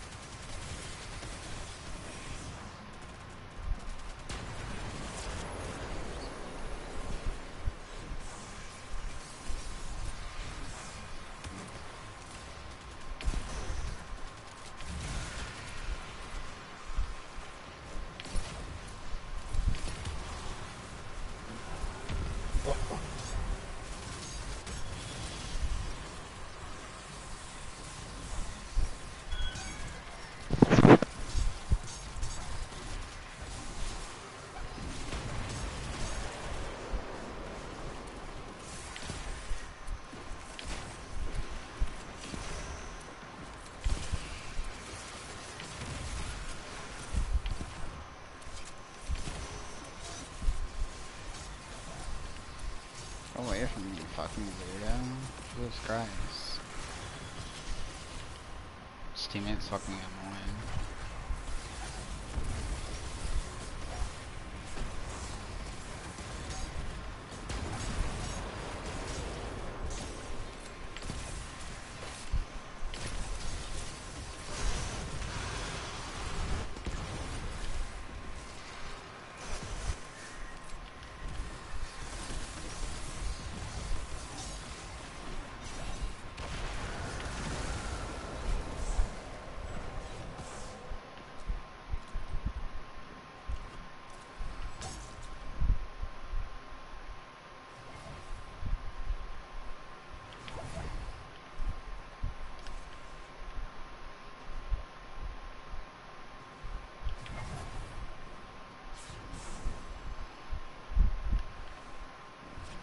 I mean, you do though.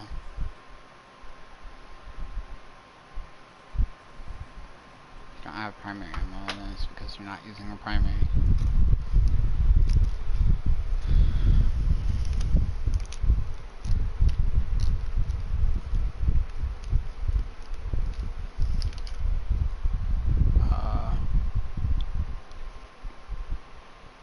That's special and heavy ammo.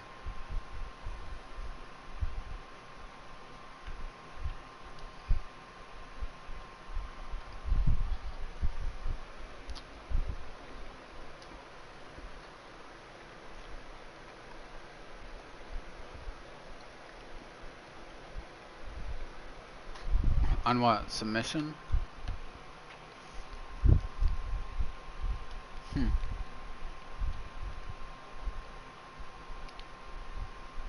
But you could reload.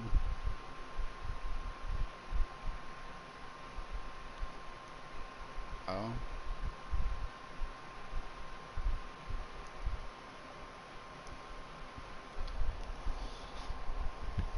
Here, let's go do Skullus now.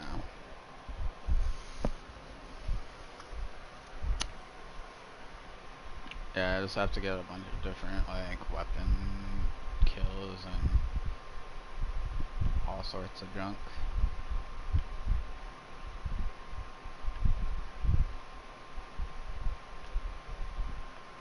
I guess I could run a kinetic fusion rifle.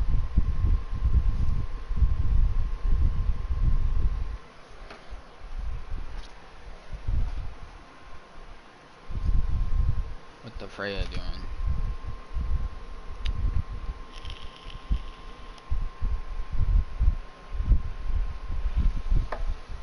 Nightmare hunts, or Empire hunts from Beyond Light. You farm it until it drops. You know what? You love farming.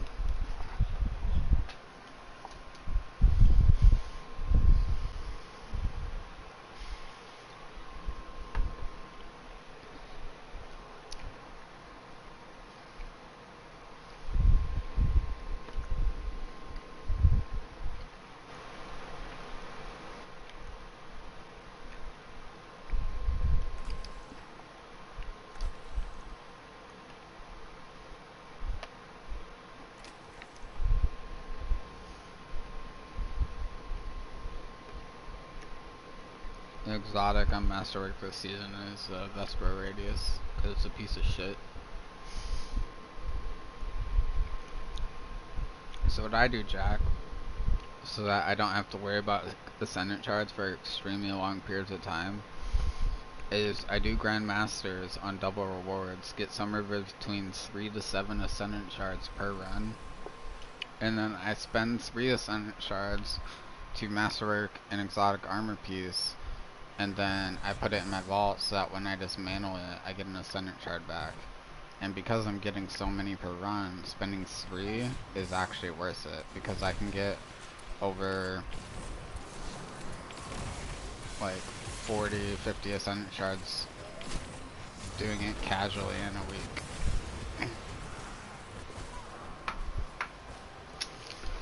I stacked up so many Ascendant shards, like 40 plus Ascendant shards, so I farmed like 120 of them and put like 40 Masterworked items in my vault 2 years ago, that I just recently ran out of Ascendant shards this season. And I did that in like, I don't know, the first season Grandmaster Nightfalls even came out. Like 2 years ago.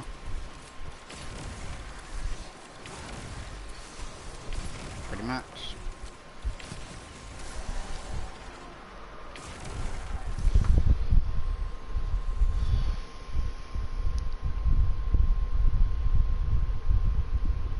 Here, let me find a fusion in the kinetic slot.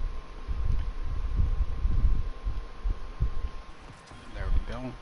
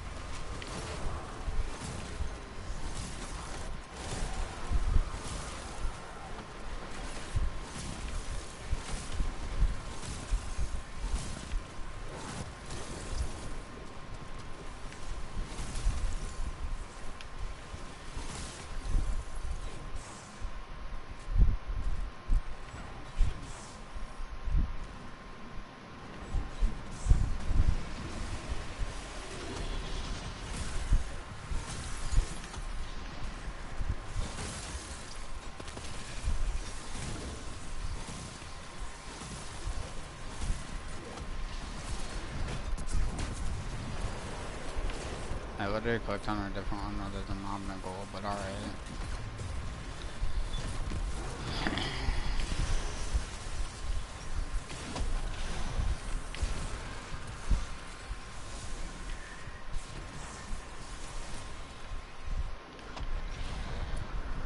I'll do a different one next time, I guess. I'll have to pay more attention.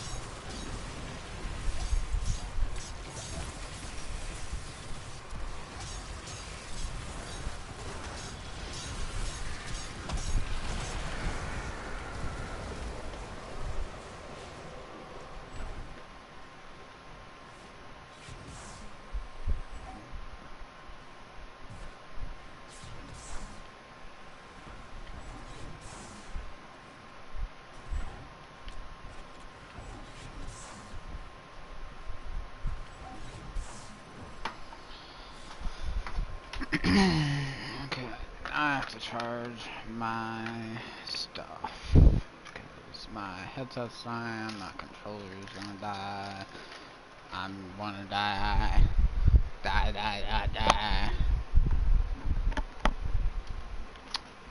Empire hunts on Europa.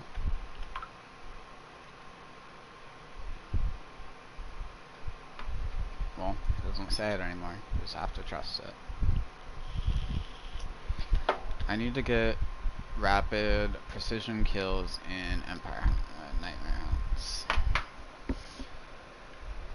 Oh my fucking god, bruv. Oh, fucking dumb, lad. Okay, they're up on the one thing with the one thing. Okay, so this one over here is like down below Camdus Ridge, kinda in like directly underneath it. And you go do it on really high difficulty, like master, and you beat the fuck out of it. It doesn't even say that it gives it to you anymore, but it'll probably drop it, maybe. So the other thing is, you know, all the salvage stuff from the one guy, Mithrax, or whoever the fuck's on the planet. You know, the stupid fallen guy that clicks a lot. Yeah, whatever the fuck, stupid fucking whatever. Alright, you have to go upgrade him a bunch and actually play the video game. Yeah, you unlock all the Empire hunts, and then there will be a different one each week. There's like 3 of them. Yep, because you haven't unlocked them.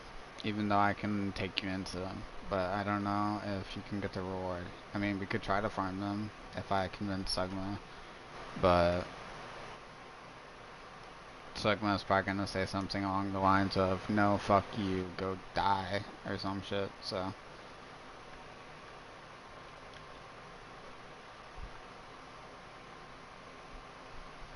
Alright, we're gonna go fight a different one this time.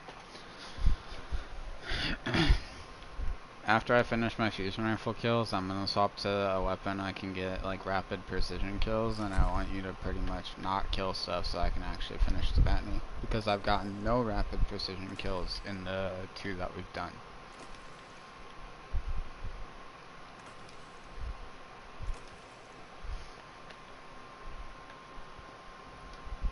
Yeah.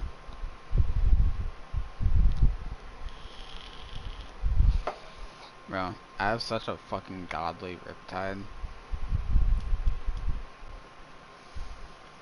It has fluted barrel, which isn't too bad. And then it has enhanced battery, so I have 8 shots in the mag. Then it has field prep and chill clip, where I can swap to feeding frenzy if I want to shoot and reload a lot. But the thing about field prep is it makes it so I have more reserve ammo, and if I just crouch, start the reload, and then I can like uncrouch and start walking around. And it has a reload masterwork. So pretty much it's all based around reloading really fast, having really big mag, having a shit ton of ammo, and chill clipping everything.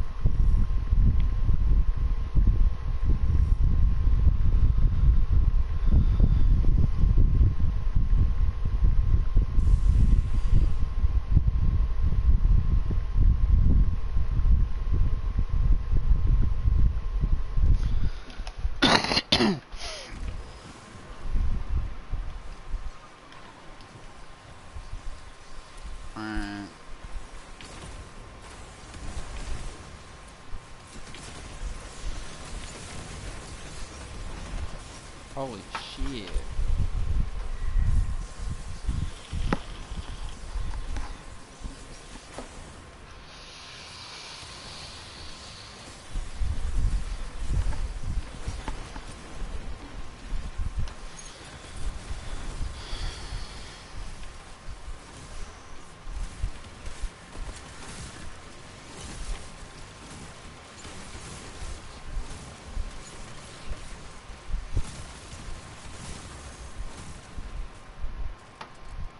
Okay, I think I'm finished with fusion.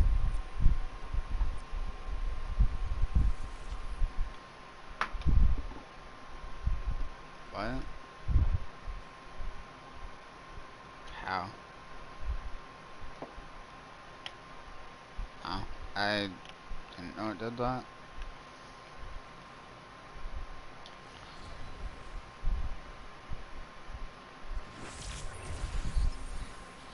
Why doesn't child do that? Wait, oh, it just said. I didn't think it did. Okay, time to get some rapid precision kills.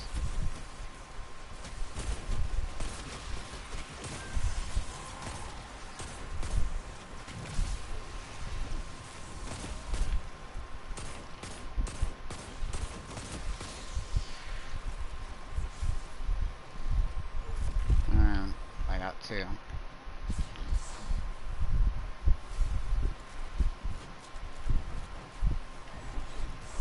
Because it countered as getting kills with div.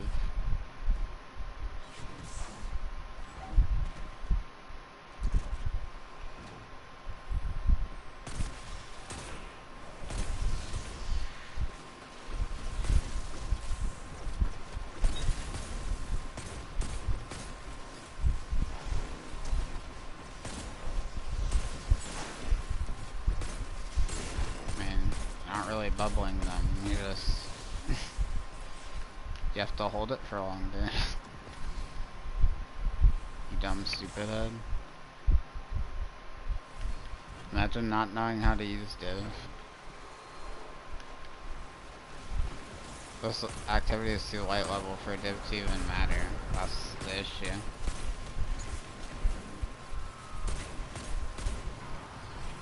Yeah, div the shanks, div the shanks. It was more or less a joke because they don't have a crit. Aha! Aha! Aha!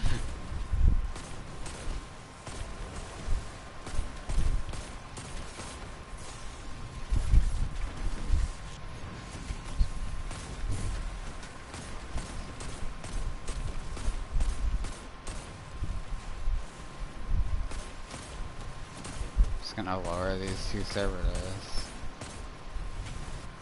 Alright. He died to child. Sick. Yeah, the problem with these is it's kind of a troll because stuff has too much health to kill it quickly with primary damage.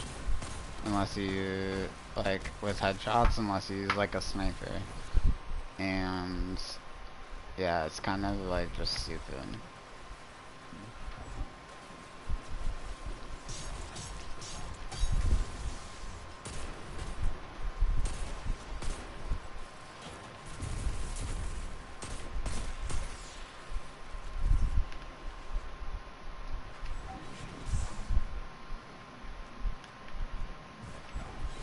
I remember doing this with you, actually.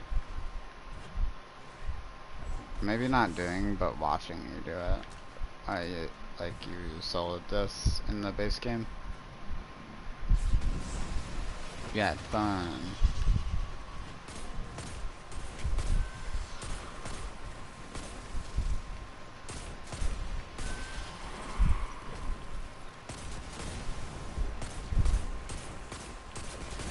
Yeah. It's the same shit as the story, just higher difficulty.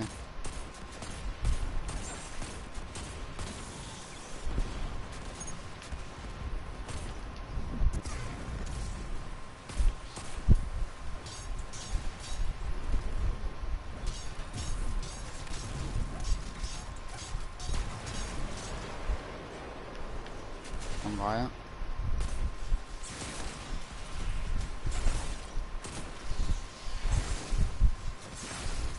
Arm exotic.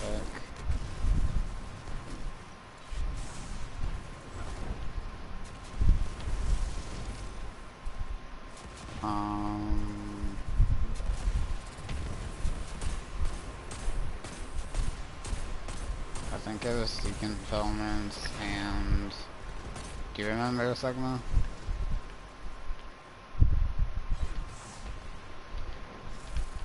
Sigma!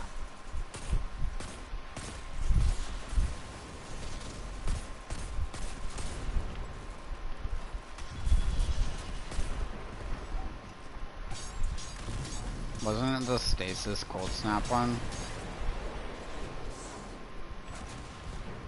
There's a pair of arms called osmiomancy gloves, and they make it so that your cold snaps are better, and then it makes it so that when you get a hit with a cold snap, like when it actually hits them, you get like half of your grenade back, and it lets you have 2 grenades.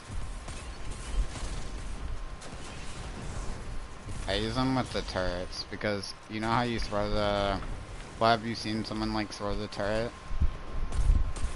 If you throw the turret and you direct hit them with the turret, it counts as a cold snap. So you have to like direct impact them with it, and it gives you like half of your grenade back.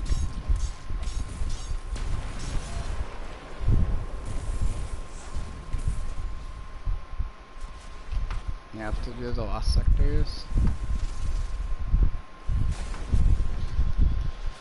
And Jack only have one more bounty left. 4, 8, 12, 16, 20, 21, 22. So I just did like 22 moon bounties today.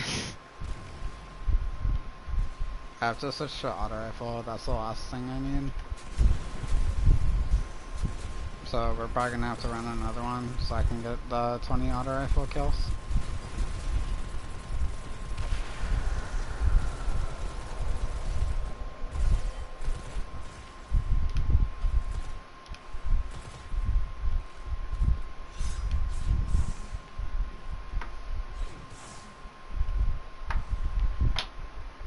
They drop at your base power level.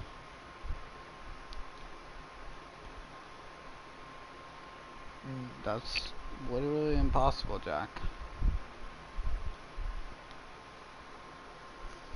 Your base power level that you're seeing is based off of the armor and weapons you're currently equipped.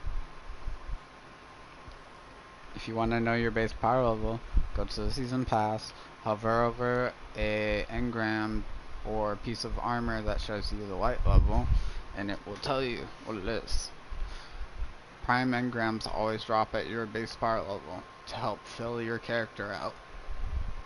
So if you're 1575, you get 1575s, so that you can try to get 1575 in all slots, so that the next time you get a pinnacle, it benefits you more. That's how it works.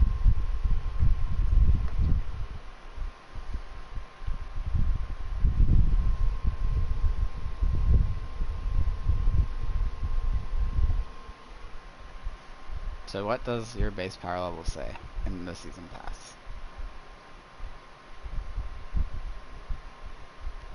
And what was the engram at?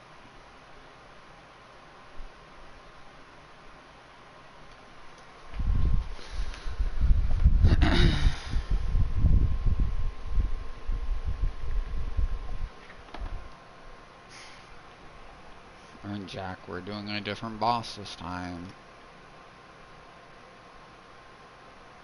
I mean, you wanna guess?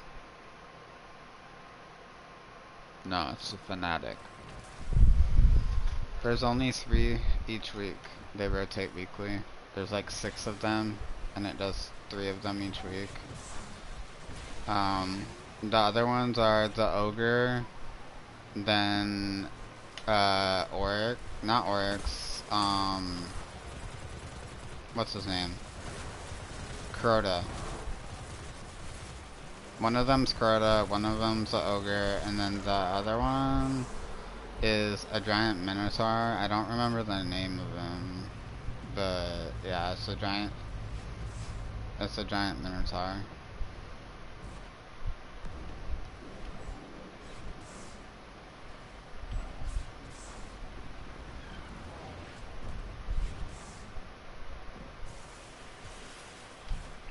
They actually tried. That was literally the plot of the second season of the game. Literally, the whole point of it was for us to stop them from destroying the time gate.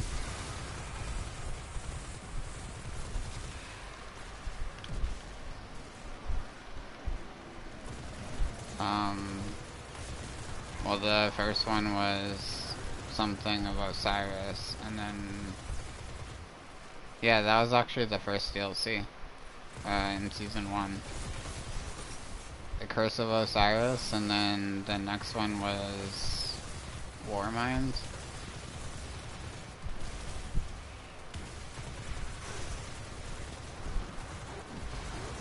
It was season 1, season 2.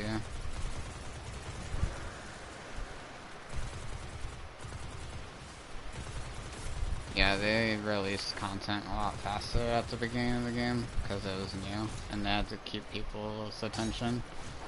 But the state of the game kind of pushed people away because you only had double primaries and the time to kill was a lot slower than it is now. That's why Graviton Lance has a 1 second time to kill, because it was never updated. Well, 1 second time to kill was the normal.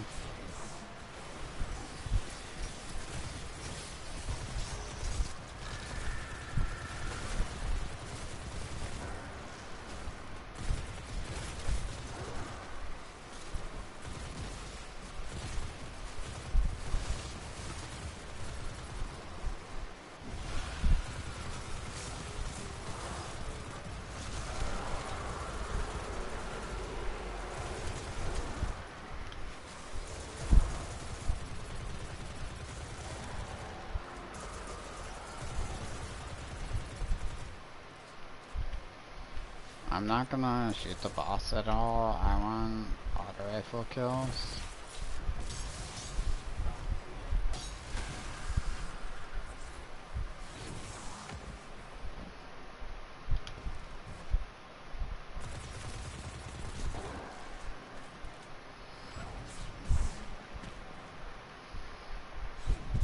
Just don't damage the boss, just let him do it. I need 5 more auto rifle kill, and I don't really want to do this again.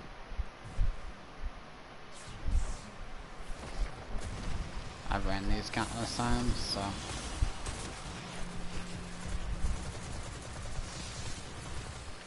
He's using an auto rifle that's actually not bad, and I'm using one that's not good in PvE because of roll.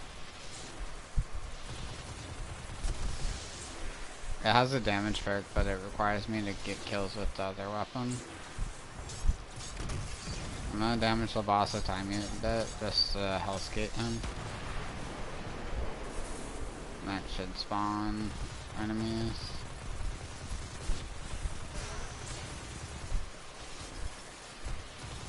Stop killing them, you fucking asshole.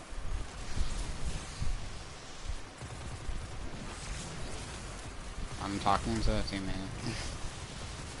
He's punching stuff with Monte Carlo on, and Monte Carlo, when you get a punch kill, buffs the damage by like 30-something%. He gets really high damage. And just melts everything. It's like Swashbuckler, but it's called Markov Chain.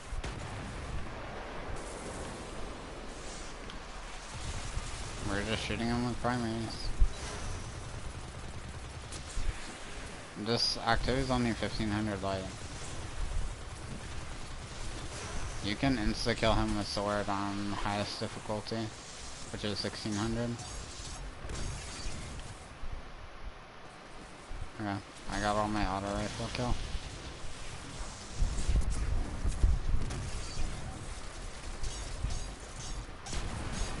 Yeah, it's possible to kill him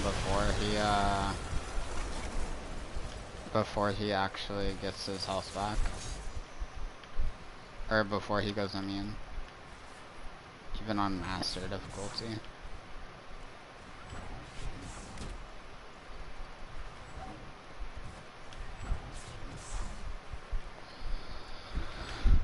Alright, I'm done. The only thing I can actually do is... Do you want to go win a gambit match with me? Okay.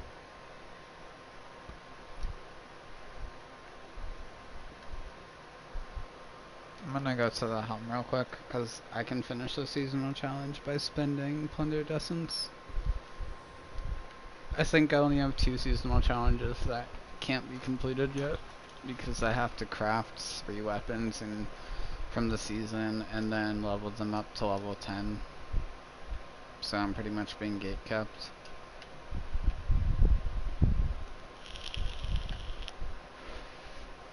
But yeah, I've only gotten 1 weapon crafted. You need 3, and then you need to get the same 3 weapons, or 3 seasonal weapons in general to level 10, which I can't fucking do because I only have 1 crafted.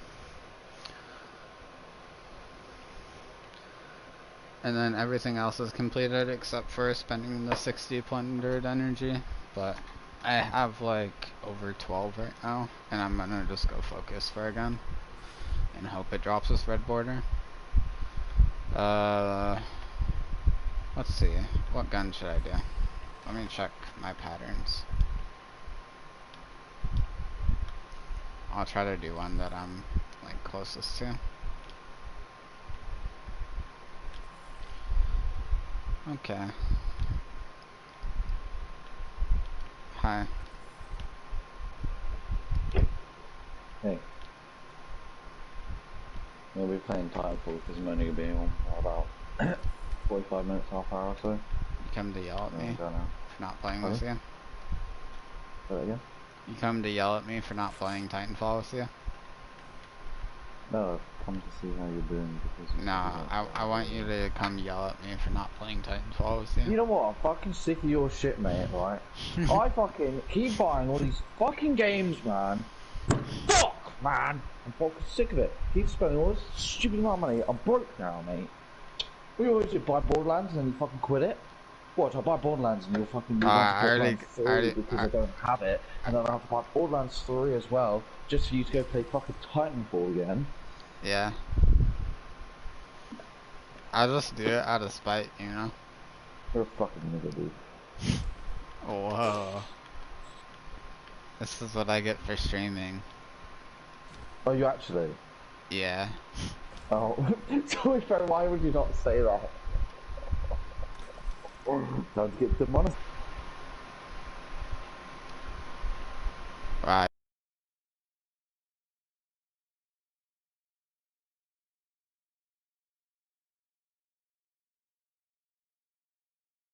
And then, I mean, no one's watching.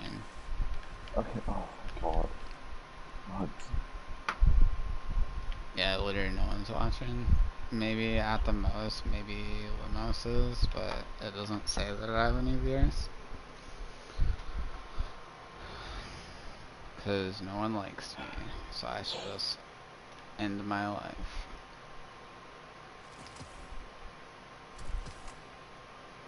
I thought you already had Titanfall.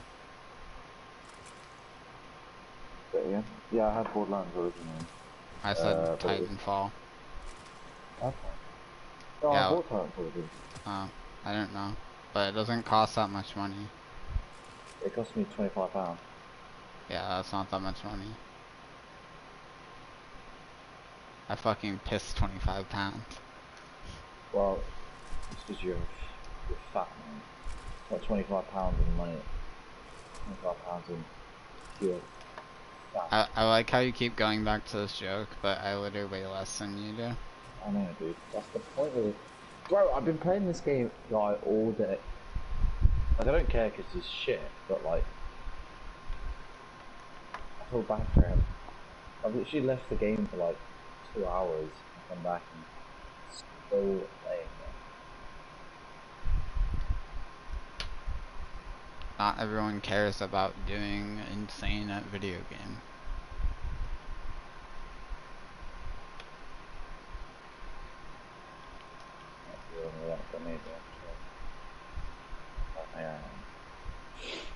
I dropped a 29 kill game earlier. I saw. I mean, you literally sent it to me. So, are you proud of yourself? I actually really am. Well, you do better. It could have been 30, but You know what's really annoying? That's exactly what I was thinking when I got it. I always think that. Like, when it's really close to another, like, bigger number, like, you get 29, or you get 39, or 49, or whatever. Like, I could literally drop a 49 kill game with, like, a 10 KD, and I'd be like, damn, I didn't get 50 kills. And I'm not even joking. Like, I wow. know. Just do better, lol. And it won't happen, right?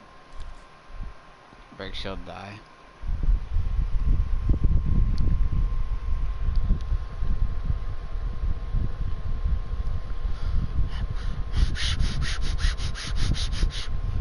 Bro, they made the R9 a fucking supply drop weapon! They didn't, but I can't kill people across the map with no recoil. you mean the R401 is what you meant. I'll be honest now. I mean the R99 used to have 0 recoil and you could beam people across the map with it.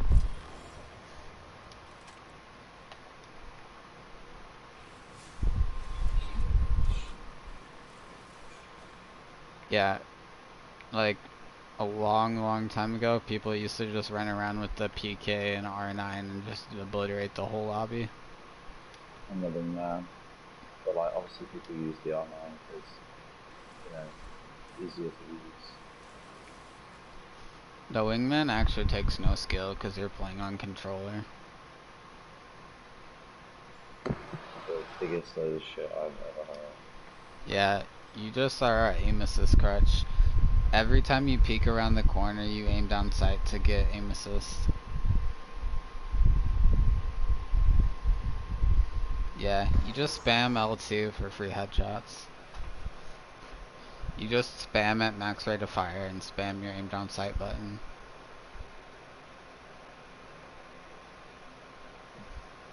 Nah, the wingman's pretty cool. The only thing I never really liked about it was using it without a sight, because the gun model is like in the way of the recoil animation.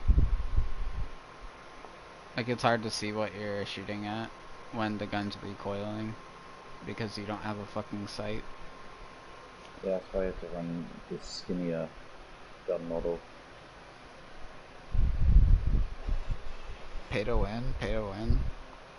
Actually was. Yeah, cause the gun model's so fucking sick that like you would shoot it, it would recoil up and cover their entire body because the POV without a sight is fucking horrendous.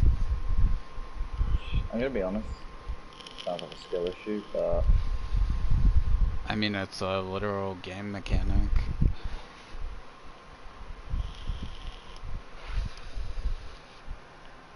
Sounds like you have a skill issue because you can't hop on literally any game and start doing well immediately.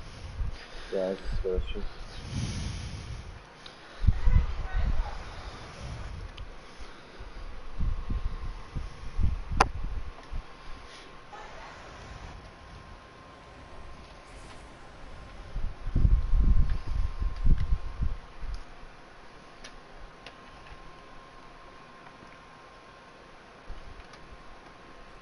Yeah.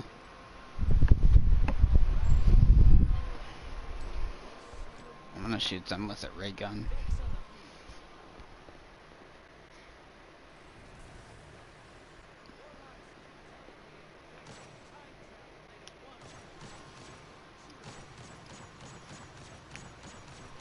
Oh my god, the Vex can't time travel.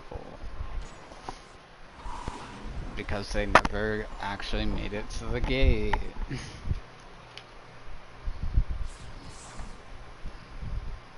I mean, they got decimated by a bunch of overpowered guardians. Not like there's anything they could have done about it.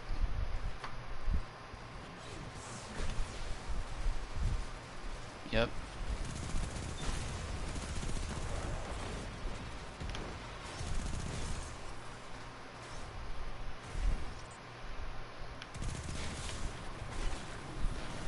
Haha. Nice ghost Cade. Should've ran into this. So do you not want to one of the smartest things I've done is use one of the enemy guns as cover while in the fight. Yes. Because obviously they can't do any damage. Wow, you're crushing PvE. That's overpowered. Yeah, it probably is. Yeah, you're basically a cheater.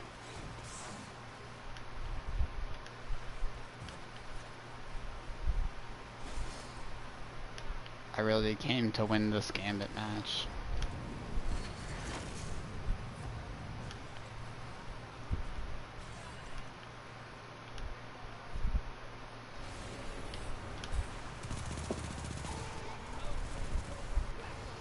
Damn, we shouldn't have banked first. Yep.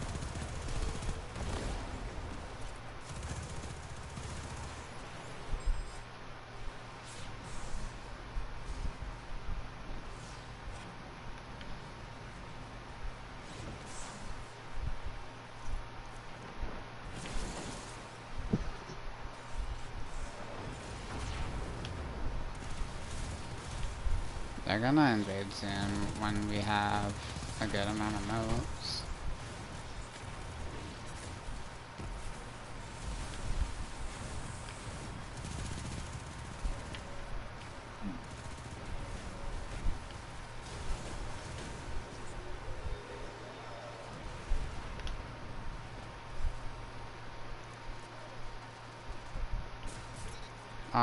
I think he's in the respawn screen right now. Maybe I just shot him in the body with his Izanagi. Not too sure.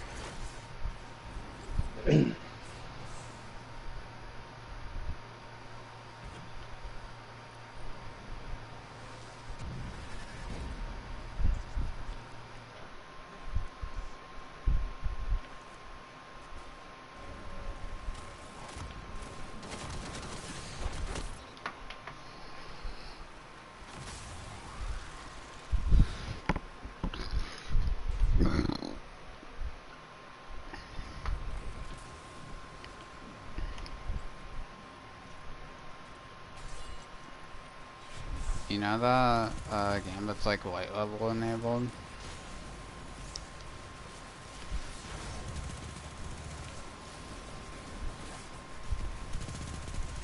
Just kill them first. Hello? At least they're not quantum space bullets. At least they're not quantum goblins. You won't be able to quantify how hard you're gonna get fucked. Oh wait, they are quantum. What you know about them quantum Vex, dog? What you know about that? I've had perfectly rolled Quasars. Sorry, I can't actually farm for them because I have shit friends. My bad. I mean, it is partially your fault. You literally stopped playing the game, so I can't farm for a Quasar efficiently. Same with Cha. Because he wants to I don't go... play with you. No. Hey, fine. I'll stop playing too.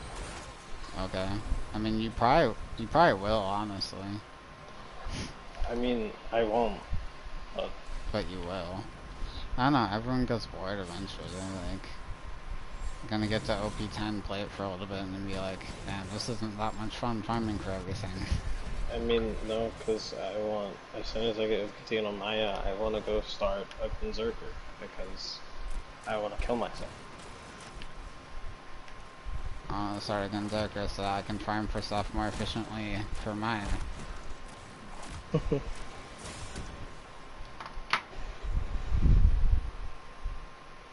Basically the reason to make the more overpowered characters is to more efficiently farm bosses for your main character.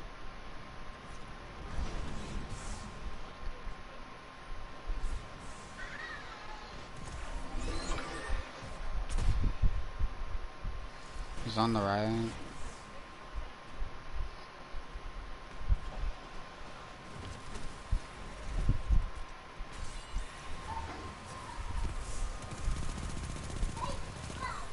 Huh? What about touch a mouse?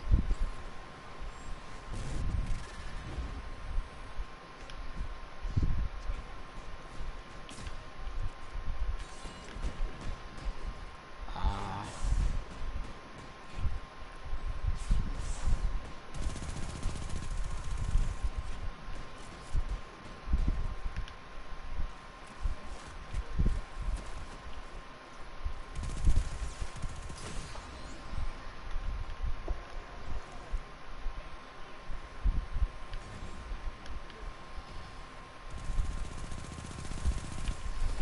Guys, this fucking damage so we can stack up Primeval. God, you guys suck. Literally, like, shoot the fucking boss. God damn. You fucking waste your supers at the very beginning and then not want to shoot him.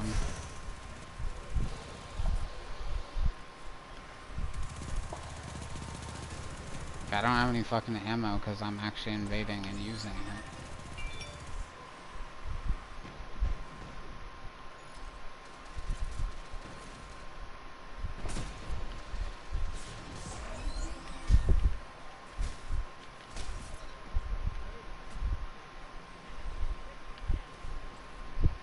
Okay, time to go invade with not enough ammo.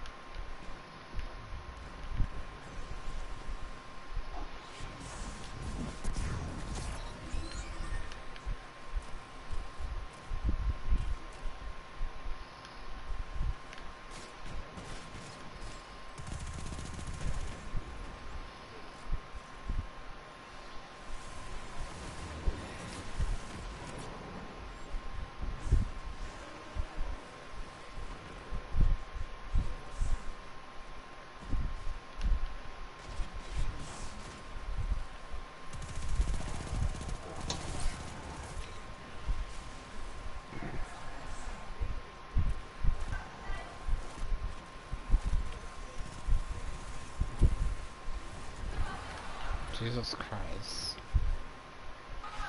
We actually suck.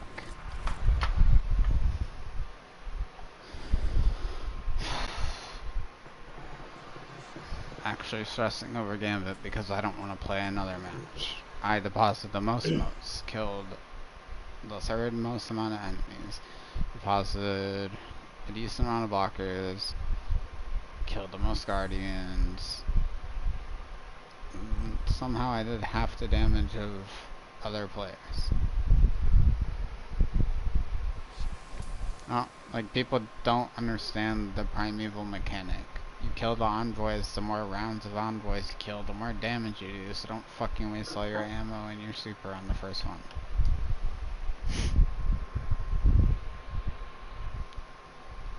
I'm done.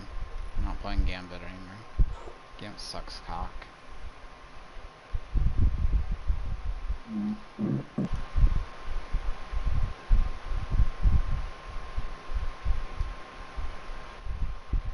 It's just not fun.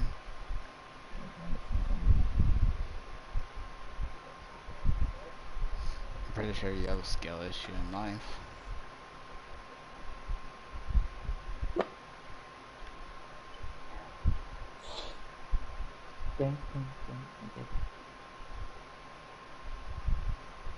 minute wait time, I think not. I think if I return to main menu and then go back into it, find me again. Freeze.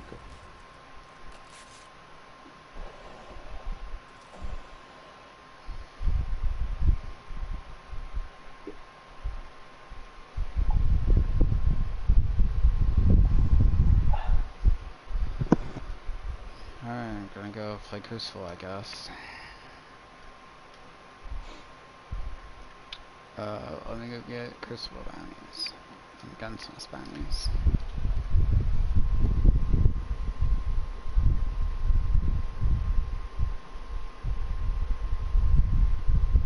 I'm gonna play one more game of Titanfall and then I'm gonna go get going.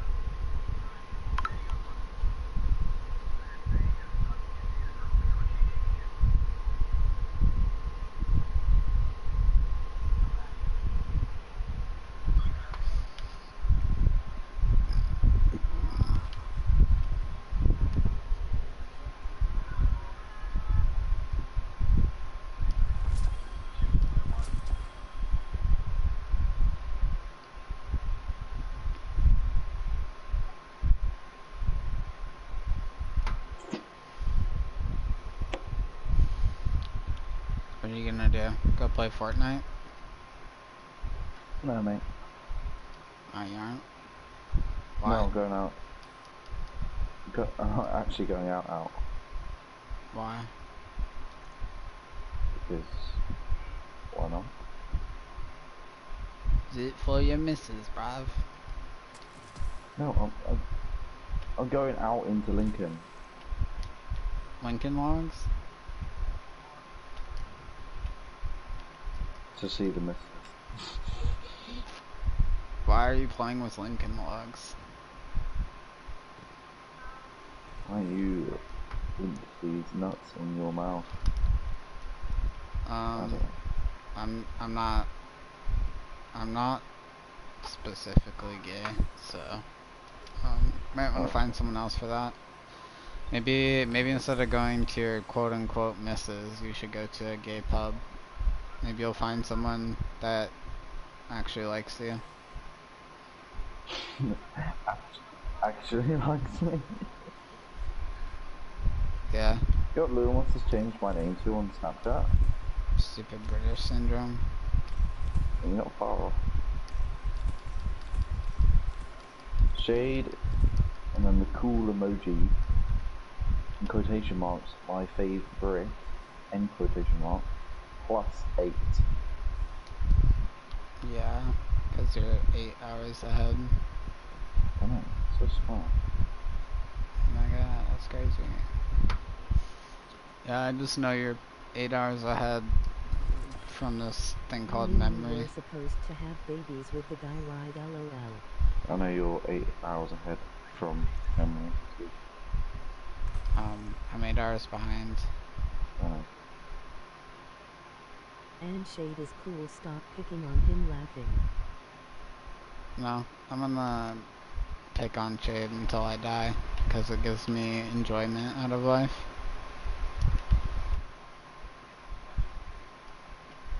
Being mean to people is fun.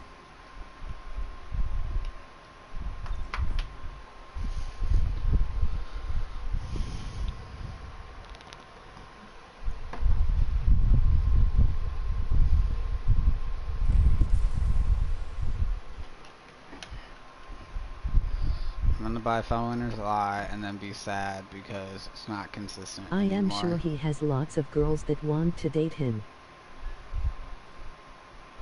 Yes. So many girls, almost. All the girls. Yeah, I'm pretty sure Shade's basically a pimp. He has every single girl on planet Earth wanting him. All 30 million of them.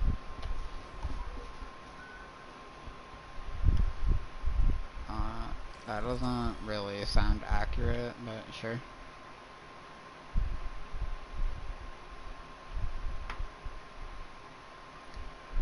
There's like 7 to Crowley, I mean he is British Sue. It's like 7 to 8 billion people. I am very doubtful that over half of them are women.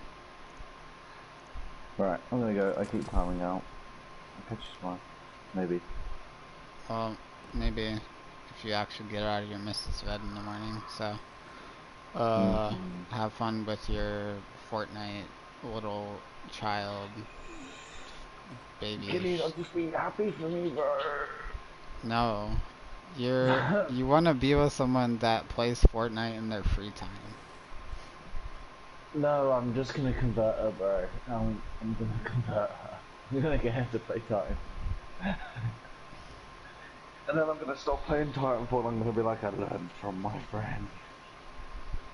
Yeah, converting Bye, people Shaded. doesn't really work, so. It will. I got this.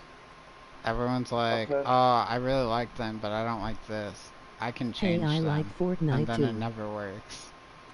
Yeah, bro, I've turned straight girls gay. Because you're so awful to be with.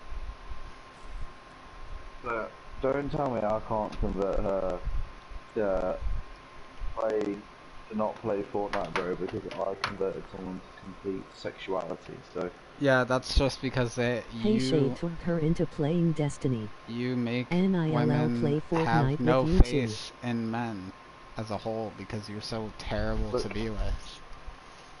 the methods I use Are along the doesn't lines matter. of I treating get them like results. shit, I get gaslighting them, results. I'm and going. cheating I'll see on you later, bro. them with their best friends and their moms.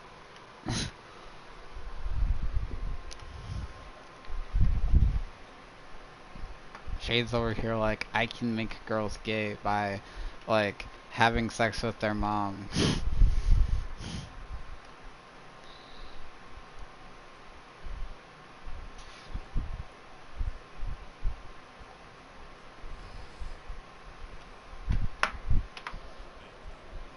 You wanna see an Easter egg in the tower, Jack?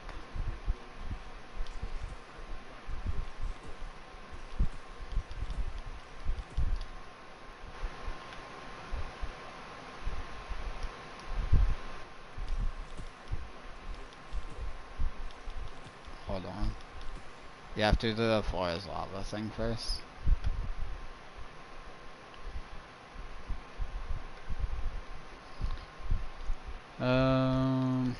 Yeah, maybe I'll actually try to go flawless this week.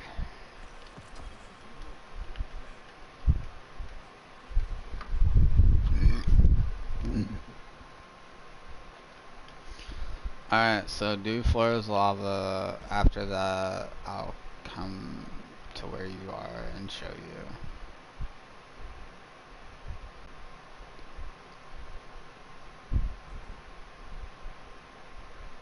What the fuck are you doing? Oh. I would do it a different Easter egg, but I don't feel like it because... Oh, it's actually someone already did it. Come here. It's a big traveler ball. Oh, you don't. That's a completely different one.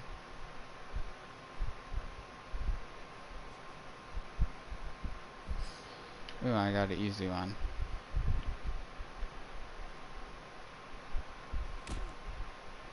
It's on a different part of the tower.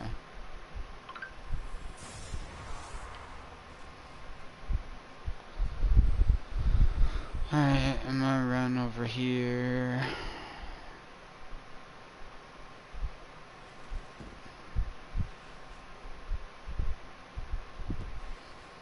One time there was a bug in the tower where you would die from walking down this, like down or up the stairs, I think.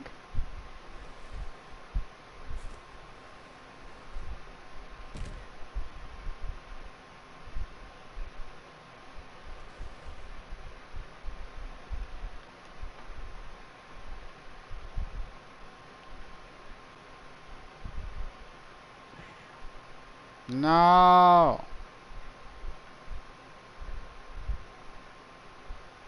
It ran away.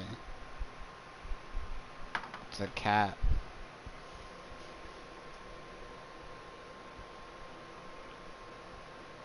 Kitty! Crouch. What? Oh, come back.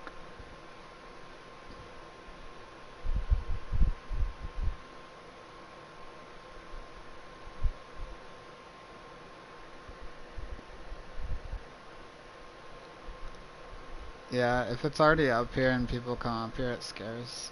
It gets scared. It looks like a fucking tiger, dude. But yeah. It just gets scared when you jump up here, and then it runs away. But you just wait for it to come back.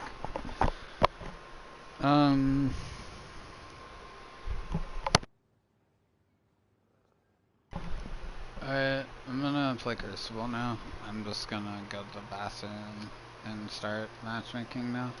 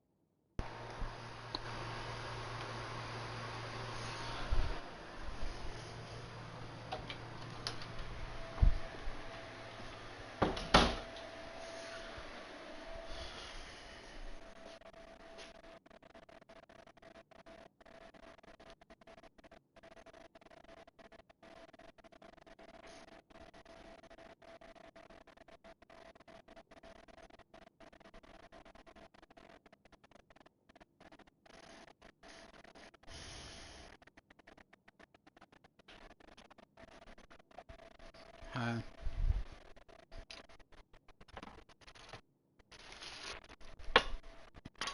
Hi, low. Hi ho, scenario.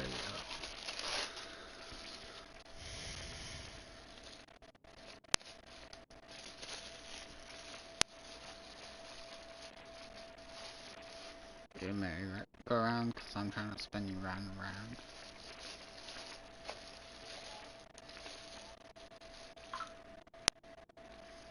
Stop breathing right now.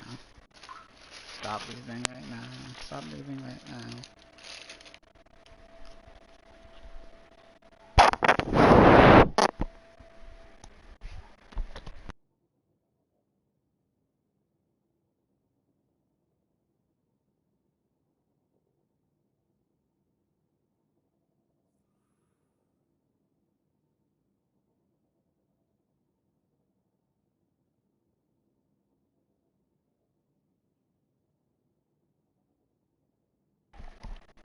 It still hasn't found people.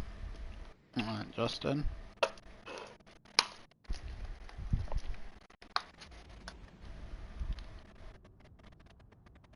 Did it put us back in matchmaking?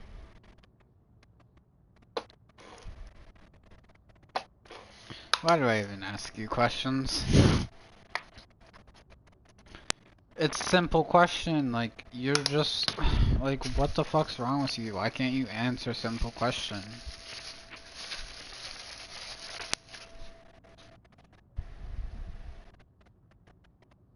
Thanks.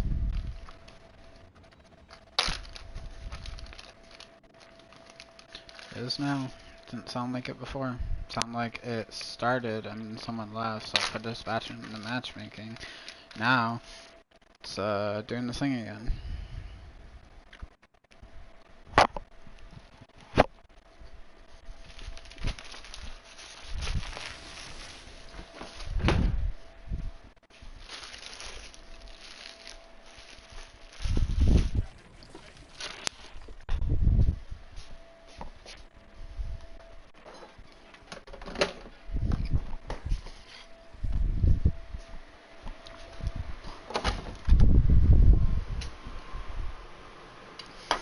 Oh my god, the best map ever in the history of ever.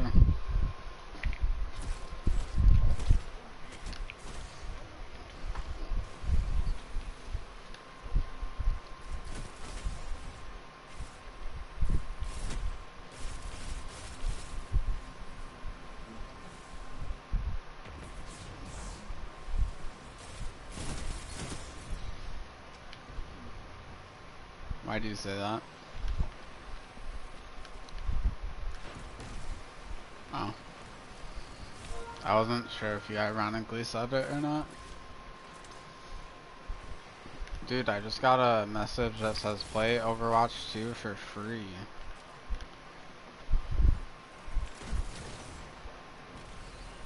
Why? That's not that much. Yeah, because it lets them in slowly because servers are at capacity. There's someone on my Snapchat that, tried to play it the first day it came out. And, he had 20,000 people ahead of him. 20,000.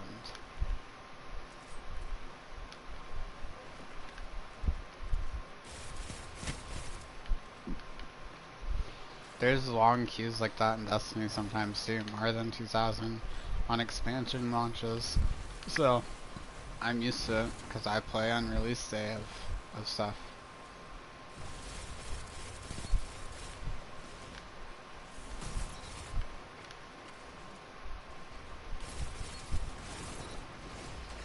Don't say bad things about Midtown. It's Lumos's favorite map. It's Lumos's favorite map. You swallow. Stop dying. And stop dying. Skill issue. Skill issue. Bro, just stop losing your gunfights. Yes. I've gotten 11 kills and died once. It's a skill issue. I haven't had to run anywhere. Yeah, because I'm not a fucking beta. I don't die. I don't die multiple times. I'm not a beta bitch. Damn, he actually has CTK. Good shots. I'm not using a meta weapon. I'm just good at the game.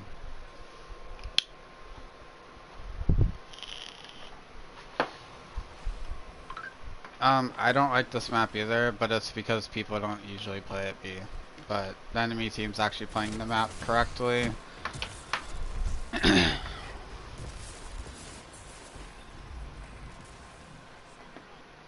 Oh look, we got Mercied because our team sucks.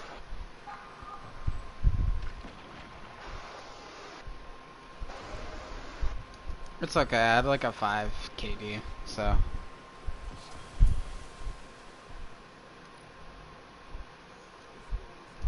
$5.5 question mark?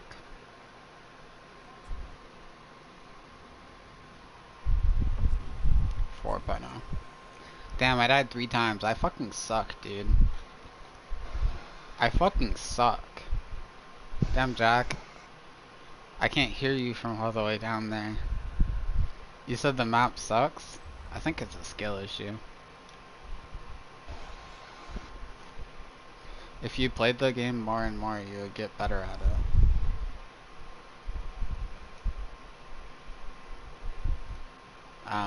You got 2 kills and died 10 times. The proof is in the pudding of the eating, as Joe Biden says.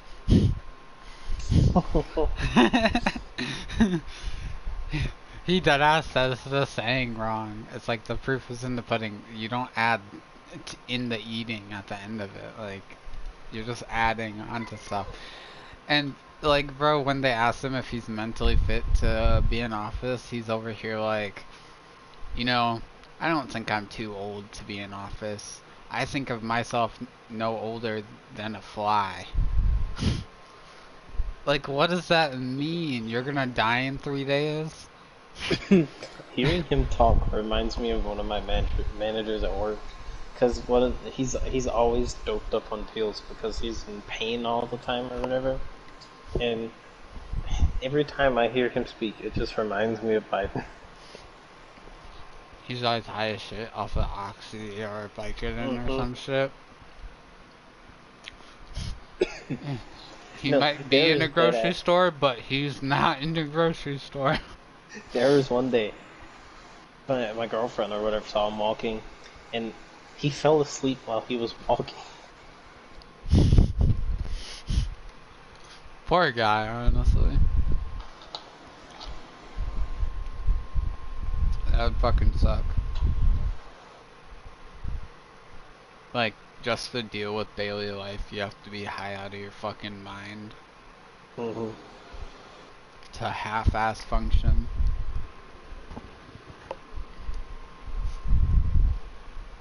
That's really fucking sad. Yeah.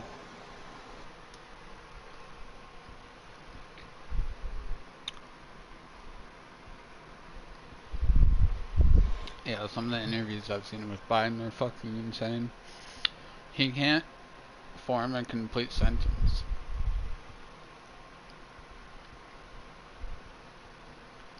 Like, he brought up the point that, like, he's keeping everyone at NATO happy. Do you think they're thinking about what my mental state is?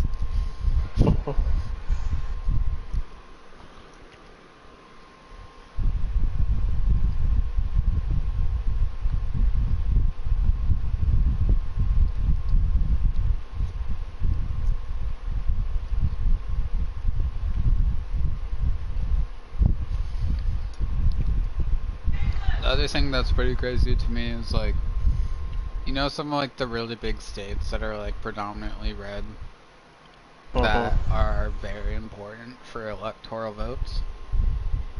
As far as Trump goes, Trump was predominantly a Democrat up until he ran for office, and he literally ran as Republican and said all this fucked up shit to get all the fucking stupid Republicans on his side, literally just so he'd win the election.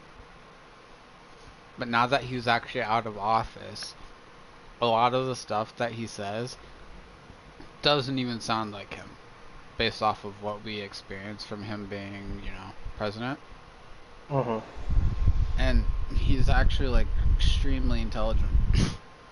It seems like he actually gives a fuck. But he had to essentially pretend to be someone that he simply isn't, just to win election. Because he's intelligent. He did it because it's the smart thing to do.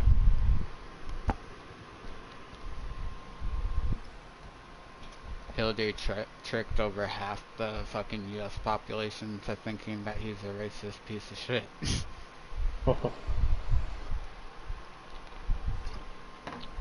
he literally beat politics. He beat the game.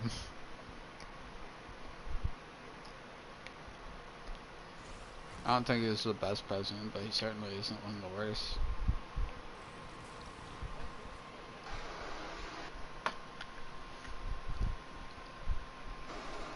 Yeah, I should pay attention to politics, but I don't really pay attention to politics.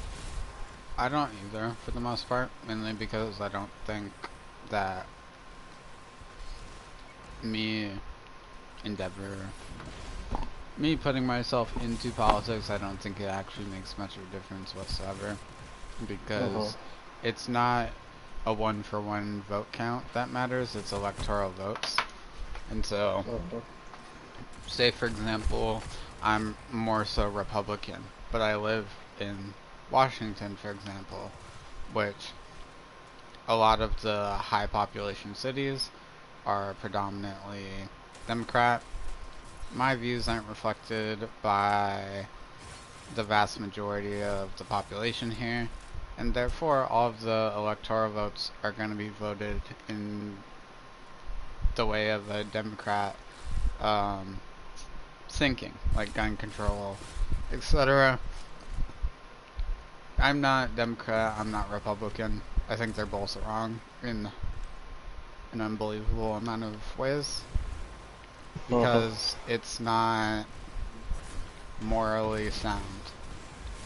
It isn't about party, basically, it's more so right and wrong based off of strict morals.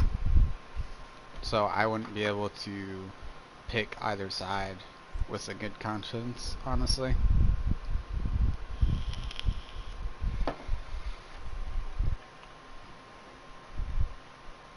The whole point of government is supposed to be to protect human rights, not force people to do stuff. And it's just a bunch of corrupt BS. So I just choose to not partake in it.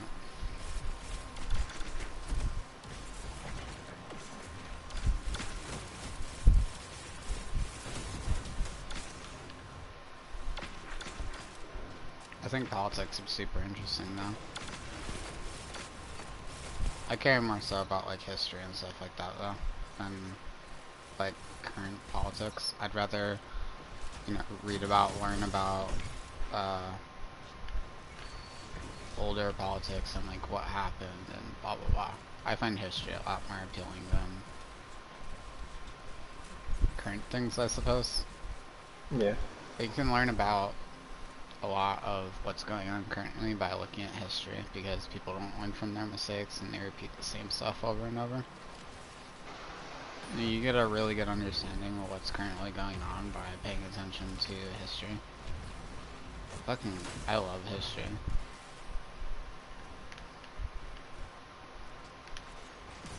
I failed history, but it was literally because I didn't know homework, I didn't do projects, but I could get A's on every single test without studying. Yeah, because that's how I was with the majority of subjects. My favorite was always like biology and shit, but like I never did homework. Yeah, I just didn't care to put any effort in. Yeah, neither. Ended up just leaving school. I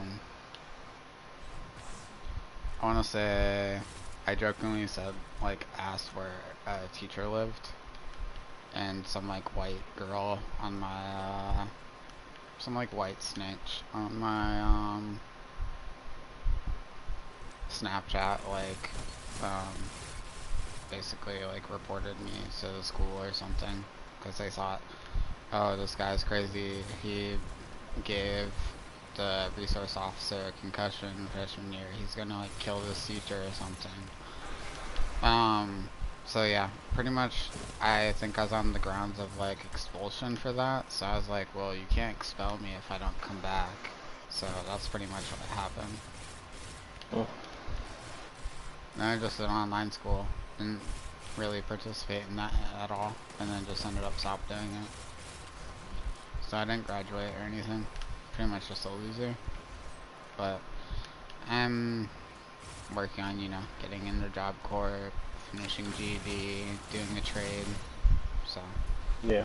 I'm trying to make something out of life. I'm literally just waiting for them to review my background check and my credentials for Job Corps and tell me I'm allowed to do it. And then I'm either gonna go into carpentry or, it'd probably be better. One of the other things that's kind of interesting is, a pharmacy technician, where you basically would, like, fill prescriptions and stuff like that, and have, like, steady work without having to worry about, oh, when's my next carpentry job or whatever. Like, it would be a year-round job, it's just there would be time in between jobs. But it is backed by union, so I guess, I don't know if the whole problem I'm thinking of would be a problem, because the union has to give me a certain amount of hours per week. Yeah. That was one cool thing about working at UPS. If they scheduled too many people and they wanted you to go home, I think maybe once a week you could say, no, I'm taking my union stands, you're not sending me home, send me to a different PD. And they couldn't do anything about it. They have to give you those hours.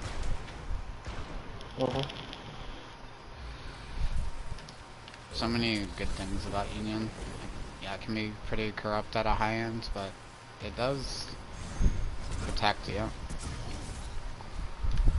from a lot of unfair bullshit.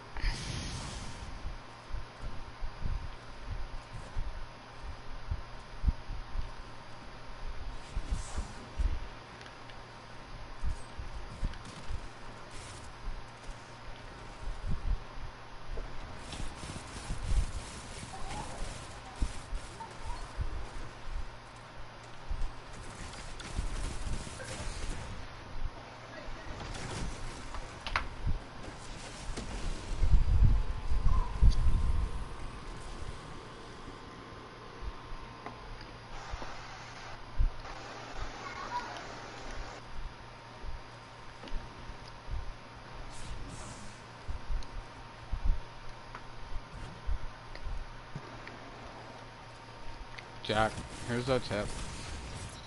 Pay attention to the kill feed frequently, because it tells you when people cast supers.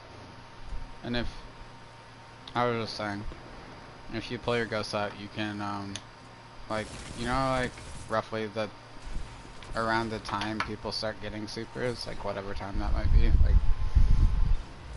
the 7-minute mark or the 6-minute mark, and then again at the 2 or 3-minute mark. You can just keep track of, like, what supers to look out for, and then you can, like, kind of look in the bottom left and, like, it'll tell you if someone casts a super somewhere.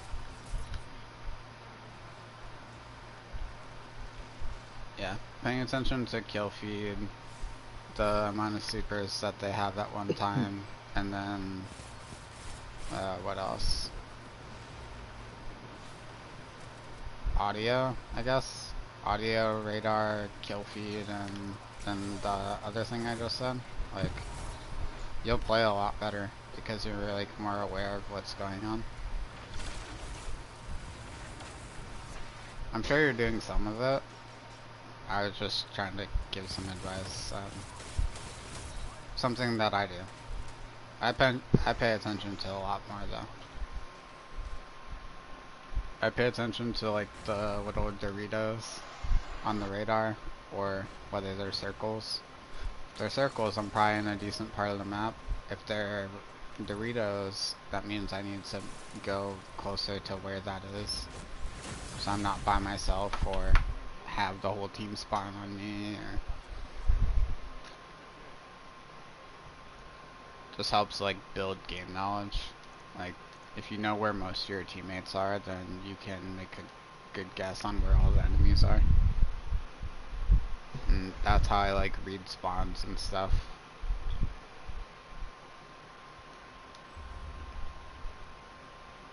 Like if you're off by yourself in a spawn and they're all Doritos and you can see them very far away from you, they're probably killing people and they're gonna start spawning around you.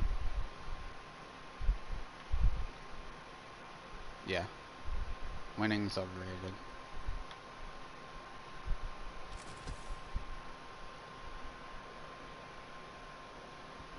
Wow. If the timer expires when you hold that little orb, you die.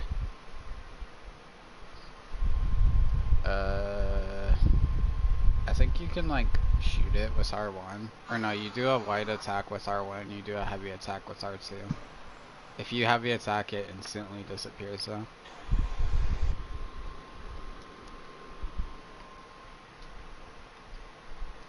It one-shots people if you're close enough.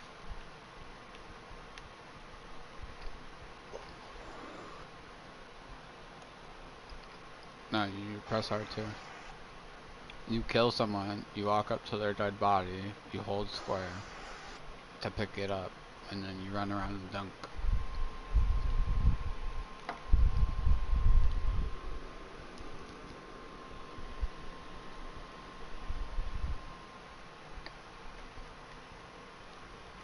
Here, do you want to have fun? I can run the exotic for you, and then you can pick up the balls. Pause.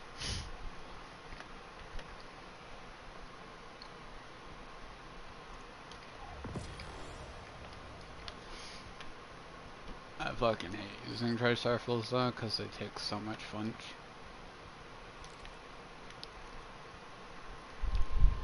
It feels like everyone's using Ace of Spades, even if you run 2 unflinching and 100 resilience.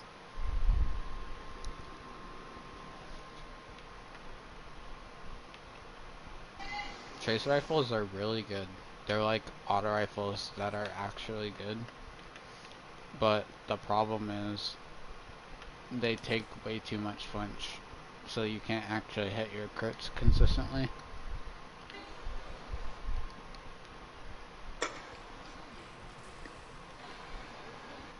No, they wouldn't, because it's a full auto weapon. If you play cover, it makes it so that they can't kill you. Pulse rifle, scout rifle, hand cannon, sidearm, they're all decent at playing cover. If you play cover against them, they can't hit their optimal time to kill.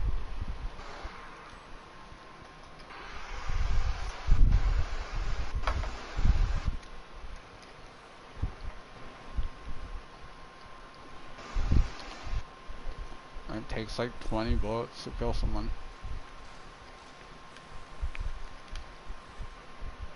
I have 100 resilience and double unflinching. I'm sure I'll still lose gunfights to flinch.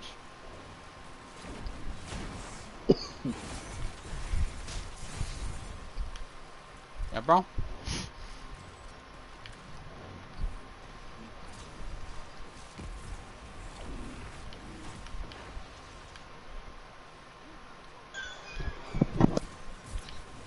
Yeah, I got one. Come pick up ball.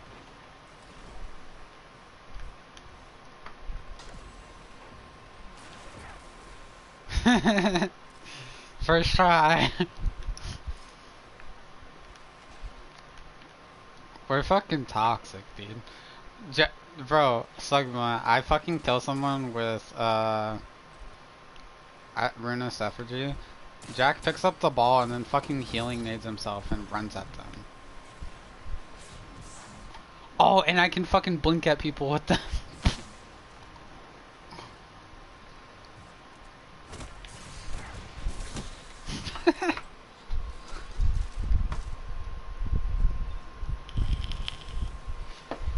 I just traded with a Legend Acreus with it.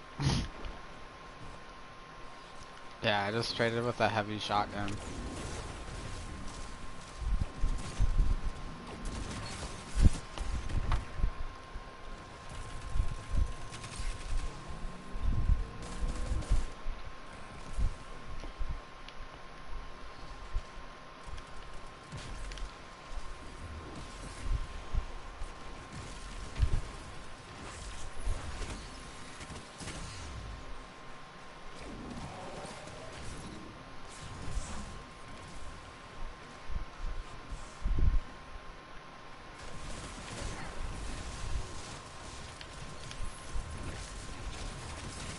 That's too far away.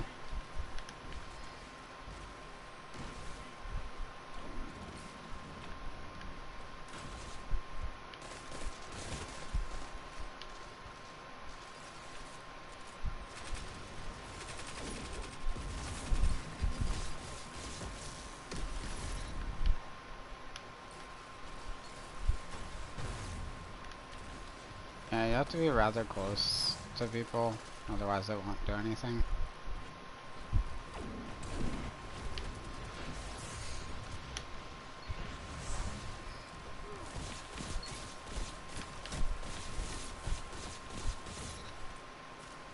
I know.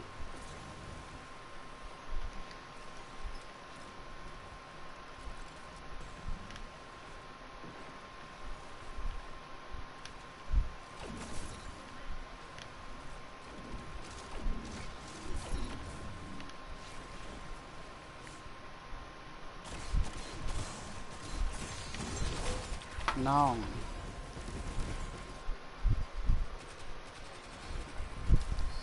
See, it's really hard to actually get stuff like this to work because I'm in skill-based matchmaking and everyone's trying.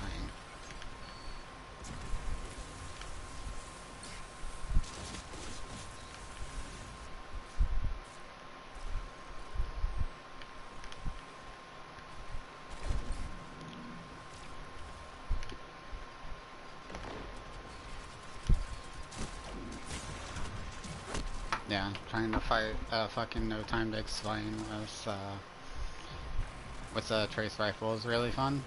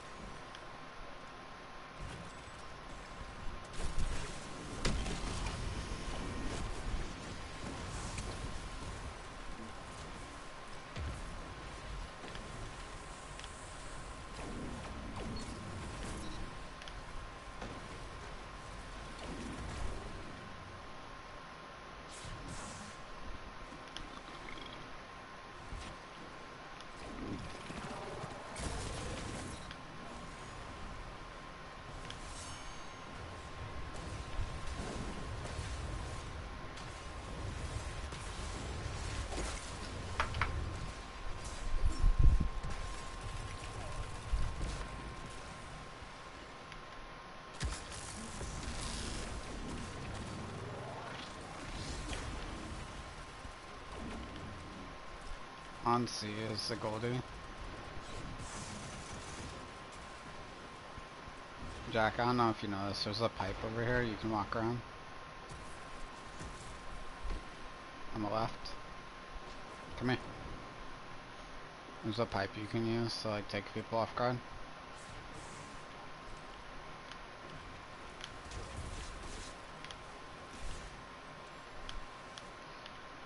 There's a guy on the left.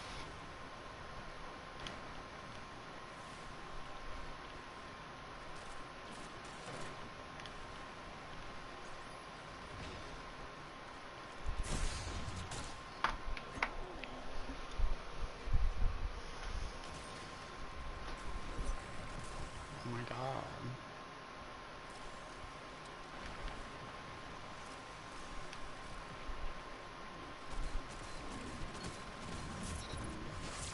Let's go, I killed Ace of Spades, it's a trace rifle.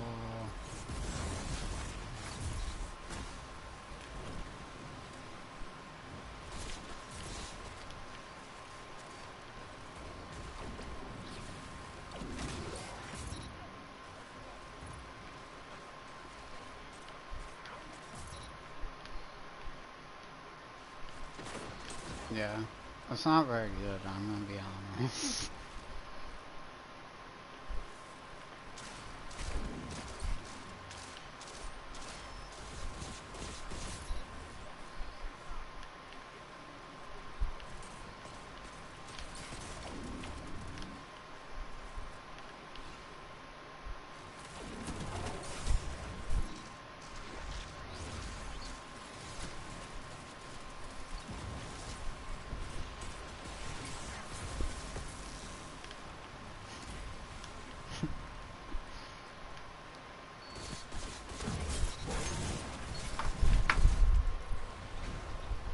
Somehow I did better than everyone on our team. How? How?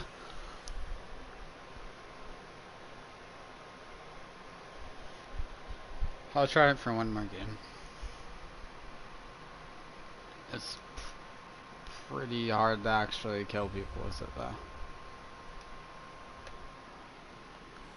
Like, it's hard to kill them with the trace rifle because trace rifles get flinched so much. And then it's hard to dunk on them because they use shotguns and stuff. Like, I've died to Ruinous Effigy getting dunked on very small amount of times because you just backpedal them in primary and you just shotgun them out of the animation.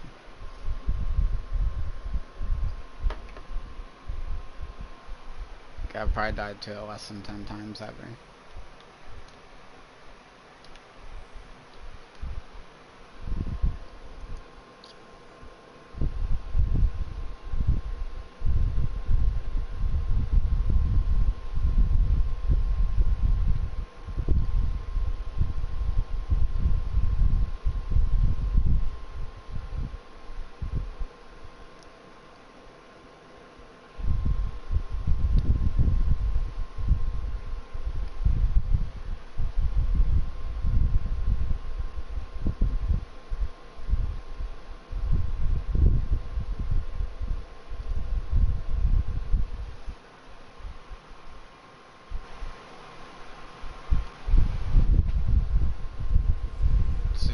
Got 7 kills with it that game.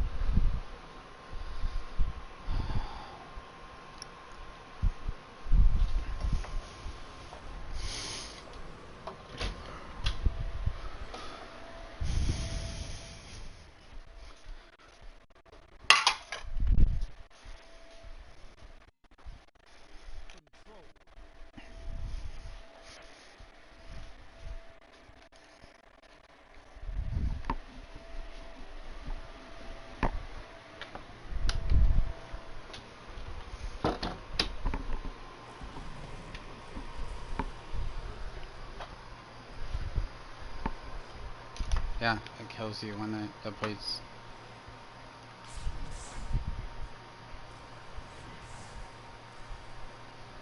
Yeah, when the timer runs out, you die.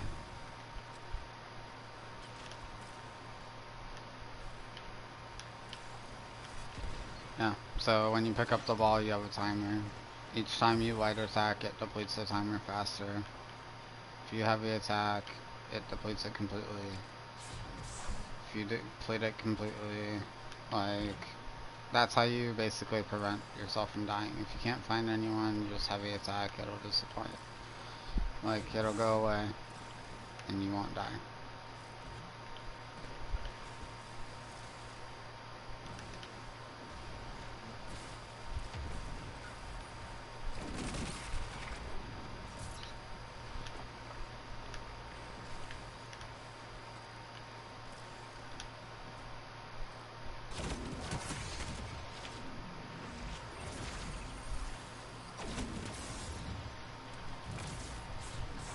I wanna use it.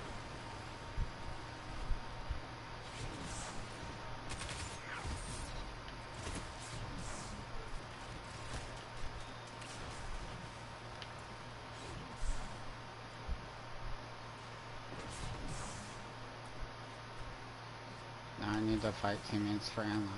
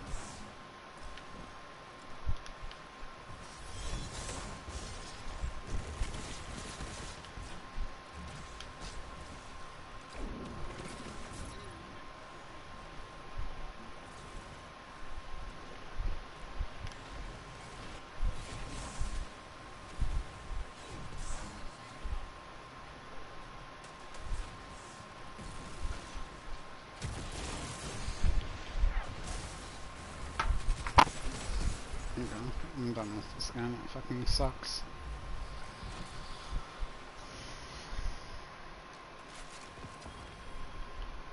You can start the dunk animation while you're in the air too.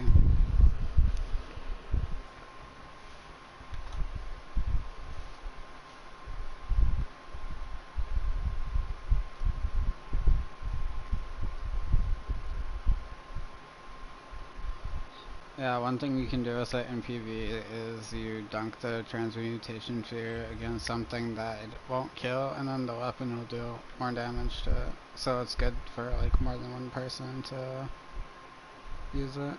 Oh yeah, I forgot. It has a block button too. Yeah.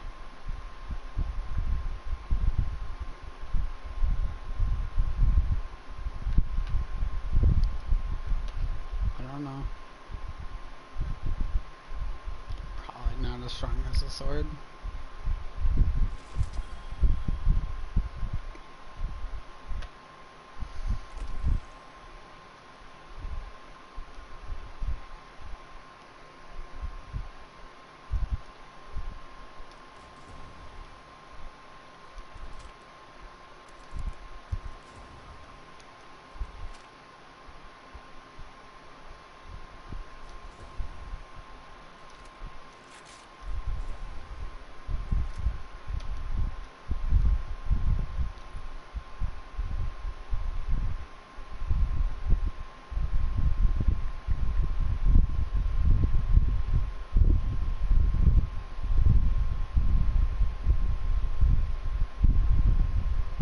Yeah.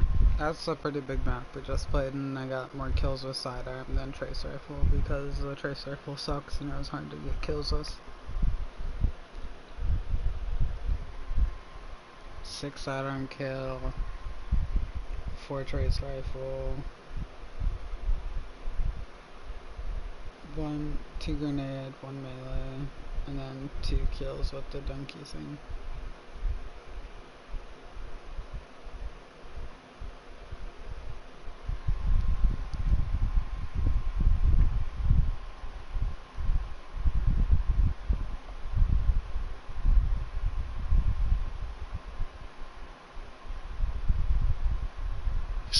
Los Angeles and what am I doing here? To Long Beach? Long Beach, thank you. What am I doing here? Remember that time that Rick Perry ran for president and he wanted to name 3 departments that he wanted to cut, and he only came up with 2, and it ended his presidential campaign? Here you have the President of the United States not remembering the Long Beach port, and instead of finding something to cover for it, just saying, and another port in the area, instead he goes, what am I doing here? And Anderson Cooper jumps in to save him, as our media members typically do. So he did this town hall last night with Anderson Cooper. He is facing down a crisis in terms of inflation, a supply chain crisis. He is facing down a border crisis. He gave up Afghanistan, completely destroying whatever possibility of a future there was for 19 million Afghan women, as well as thousands of SIV holders who are still sitting imprisoned in Afghanistan. He's got crises up to what he can do, the President of the United States. And so they sent him out there to stop the bleeding. The problem is that if you're going to send someone out there to stop the bleeding, you don't want them congenitally falling on their own knife. Like, that's a big mistake. And that's what Joe Biden did. I mean, this is just Joe Biden has fallen and he cannot get up. And I can't get up! We'll start with what he said politically, and then we'll get to just the fact that the man is not with us. He is no longer with us. So he began by trying to defend all of his vaccine mandates. Here's the thing. With people who've already been vaccinated, they're fine with vaccine mandates because it doesn't apply to them. It's sort of like when you poll the American public on taxing the very wealthy. Most Americans are not very wealthy, so they're like, okay, it applies to that guy, not me, so I'm okay with it. But that is not the question. The question is whether it is high priority for most Americans to force their neighbors to get vaccinated, and whether people who are anti the vax mandates are very passionate. Okay, and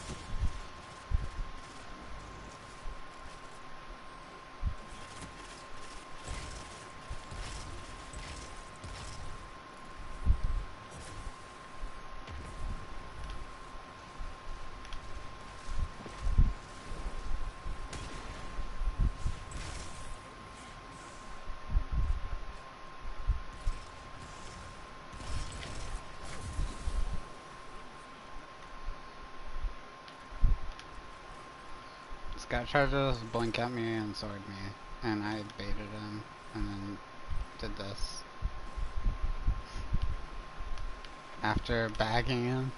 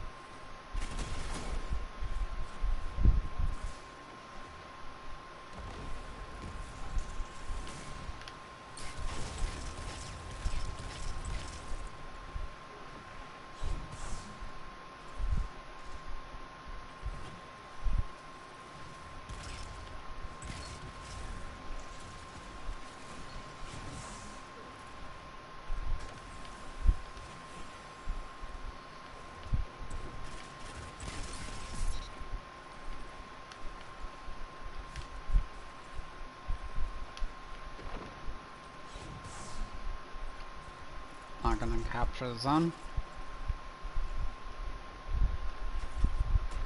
Sick.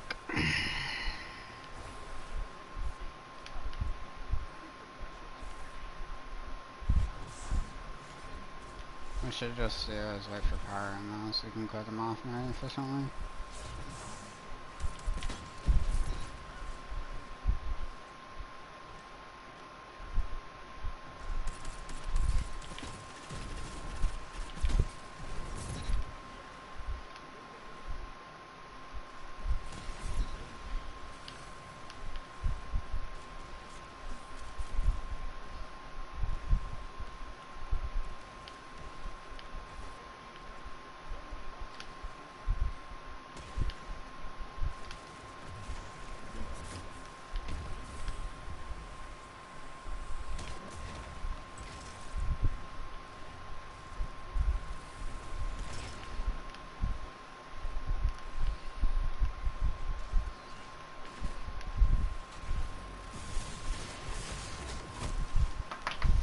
Yeah, time to kill the .67, so I'm the fastest in the game.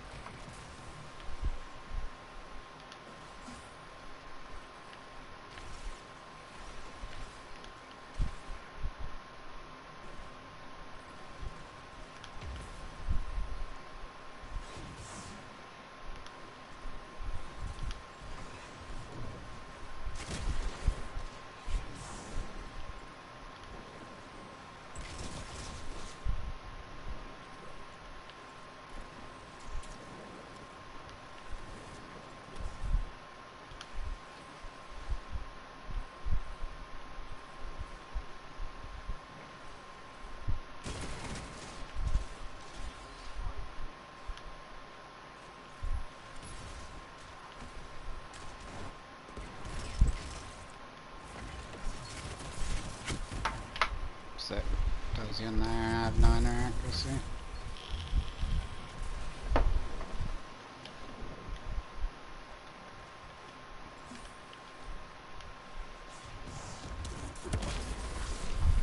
Lost control of the map.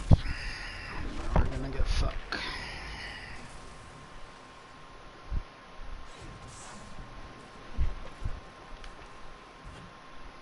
That rocket, they're gonna peek us here. Over there. Yep.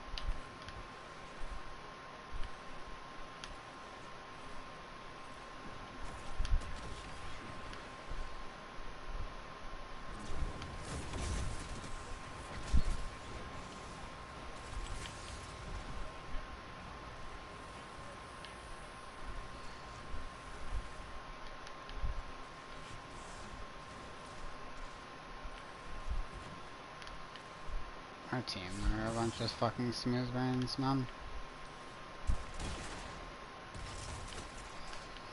You guys are all like sitting at fucking A and just shooting at the lane when we need 2 zones so that we don't lose.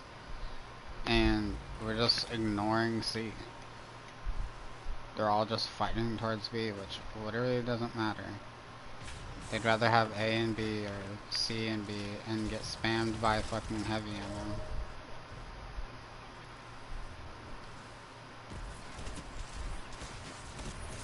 Because he doesn't like getting shot by heavy ammo.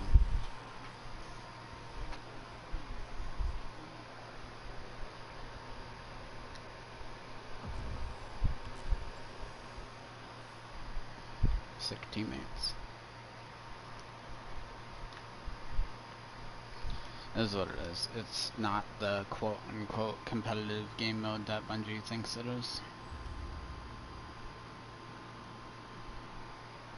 if you leave too many matches, you literally get a competitive timeout.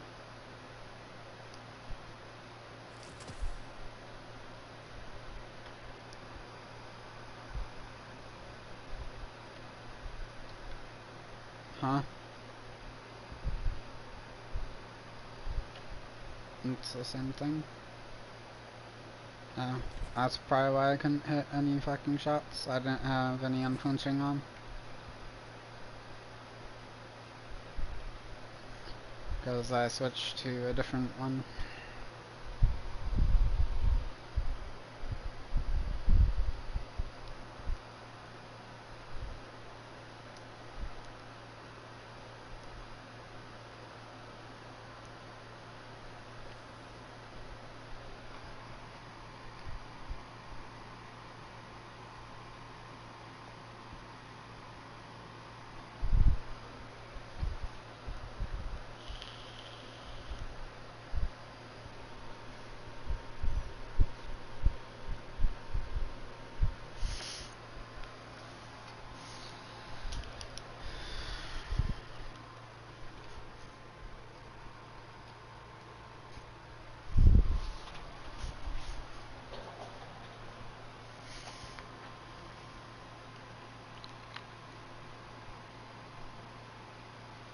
Year 1. Cold Heart literally came out with the base game.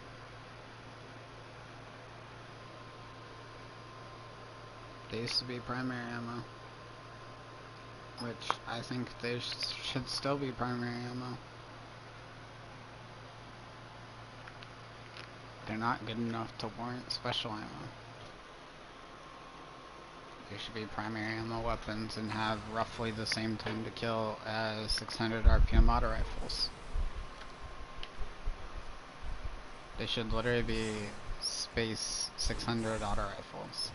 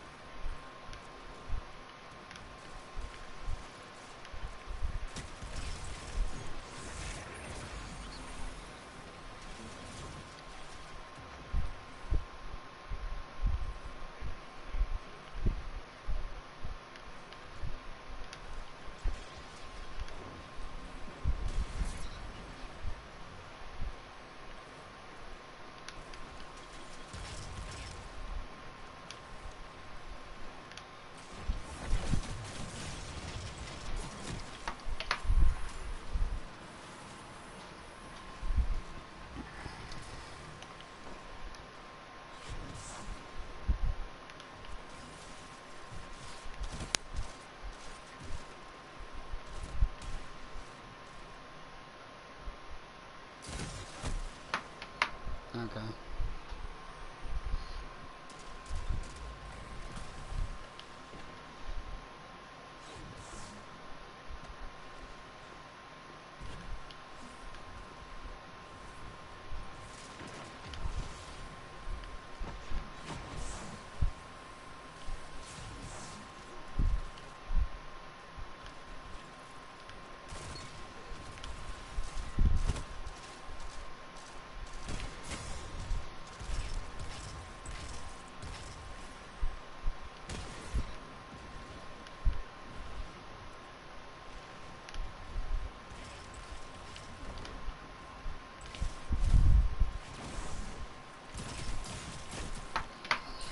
Okay. Using sidearm shotgun on the biggest map in the game. Nice.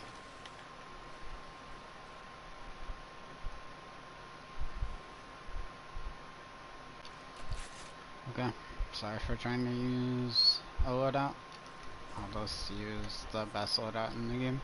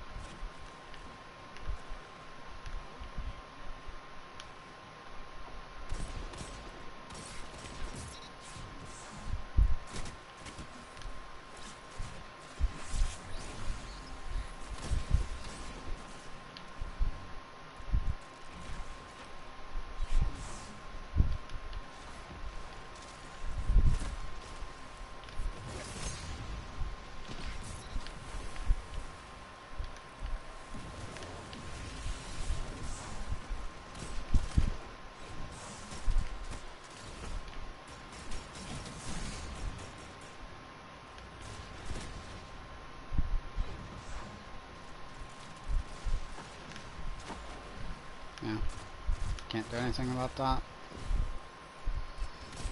I tried to get the special ammo from the kill I got, but it just got taken from me, so.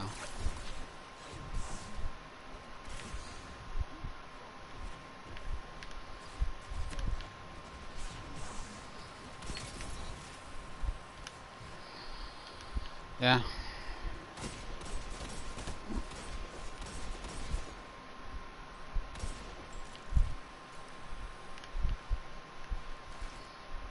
Don't even care.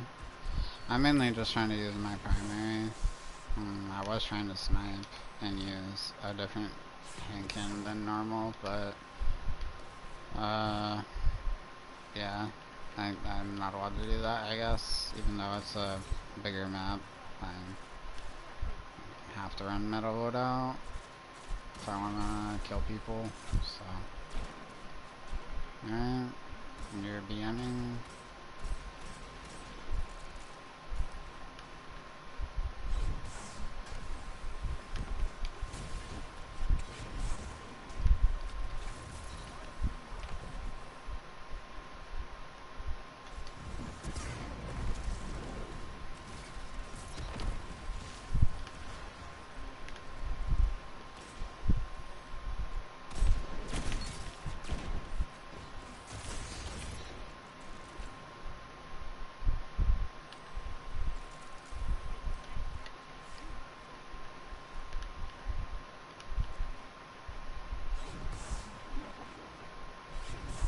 Yeah, because it's fun flip and you're not paying attention.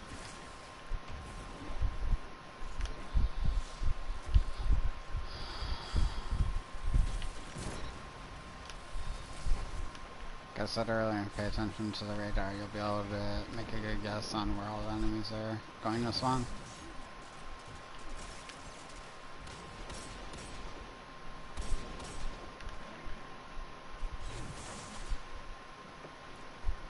There's 2 or 3 people there.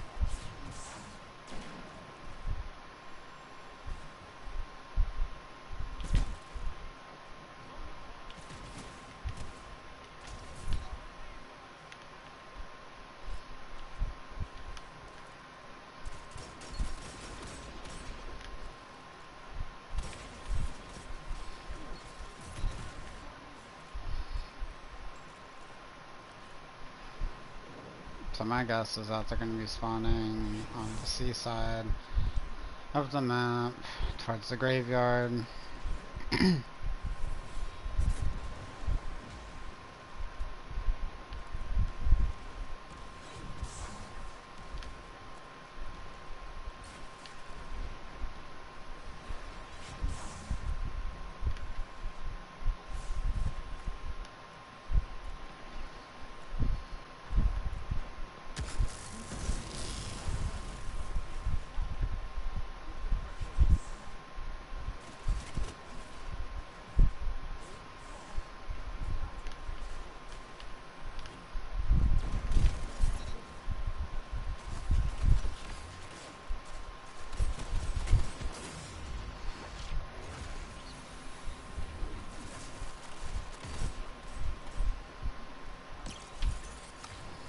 Oh, you're gonna solo super me.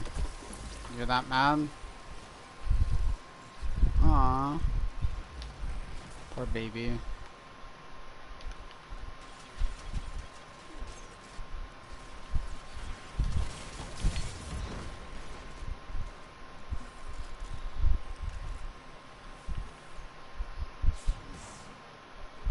Like the one dump truck kid that was running sidearm and shotgun that I switched to handgun shotgun for. I kept emoting on him and then he solo super me.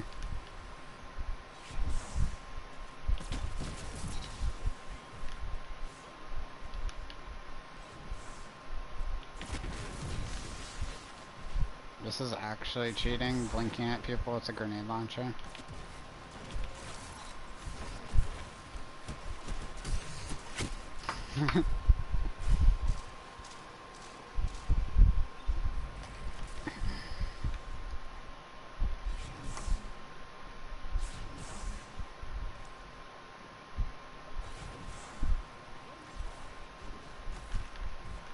What?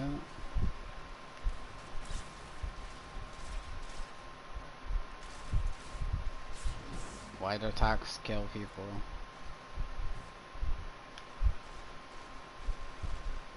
Yeah, you don't have to you don't have to heavy attack someone to kill them. You just... Oh.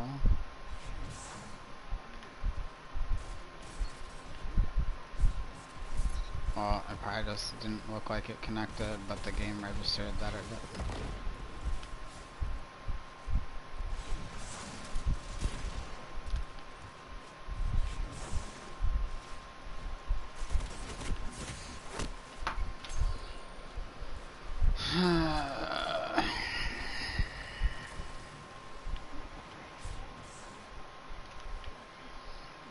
Stop playing Control because it's super unenjoyable.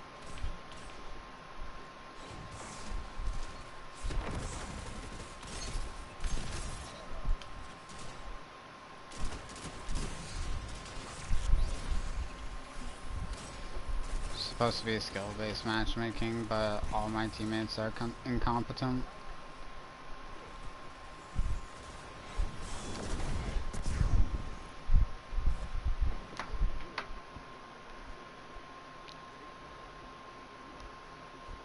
Pretty sad, honestly.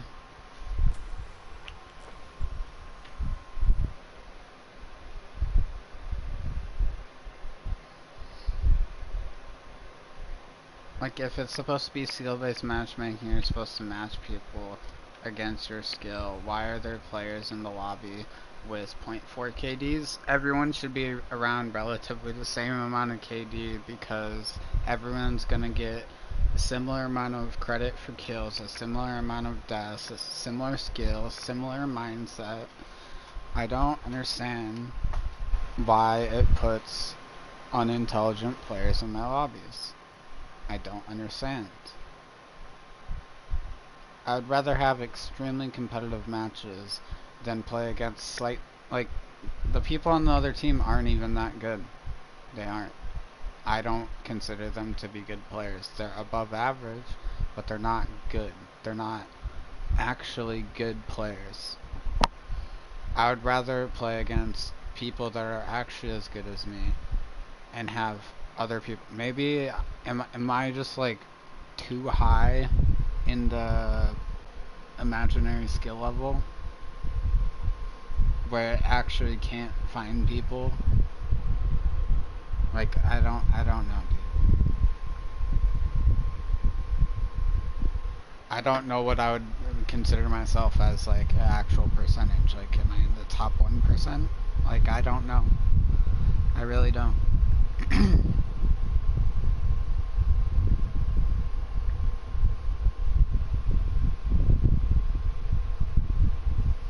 I'm gonna switch over to Borderlands and start leveling up my assassin more.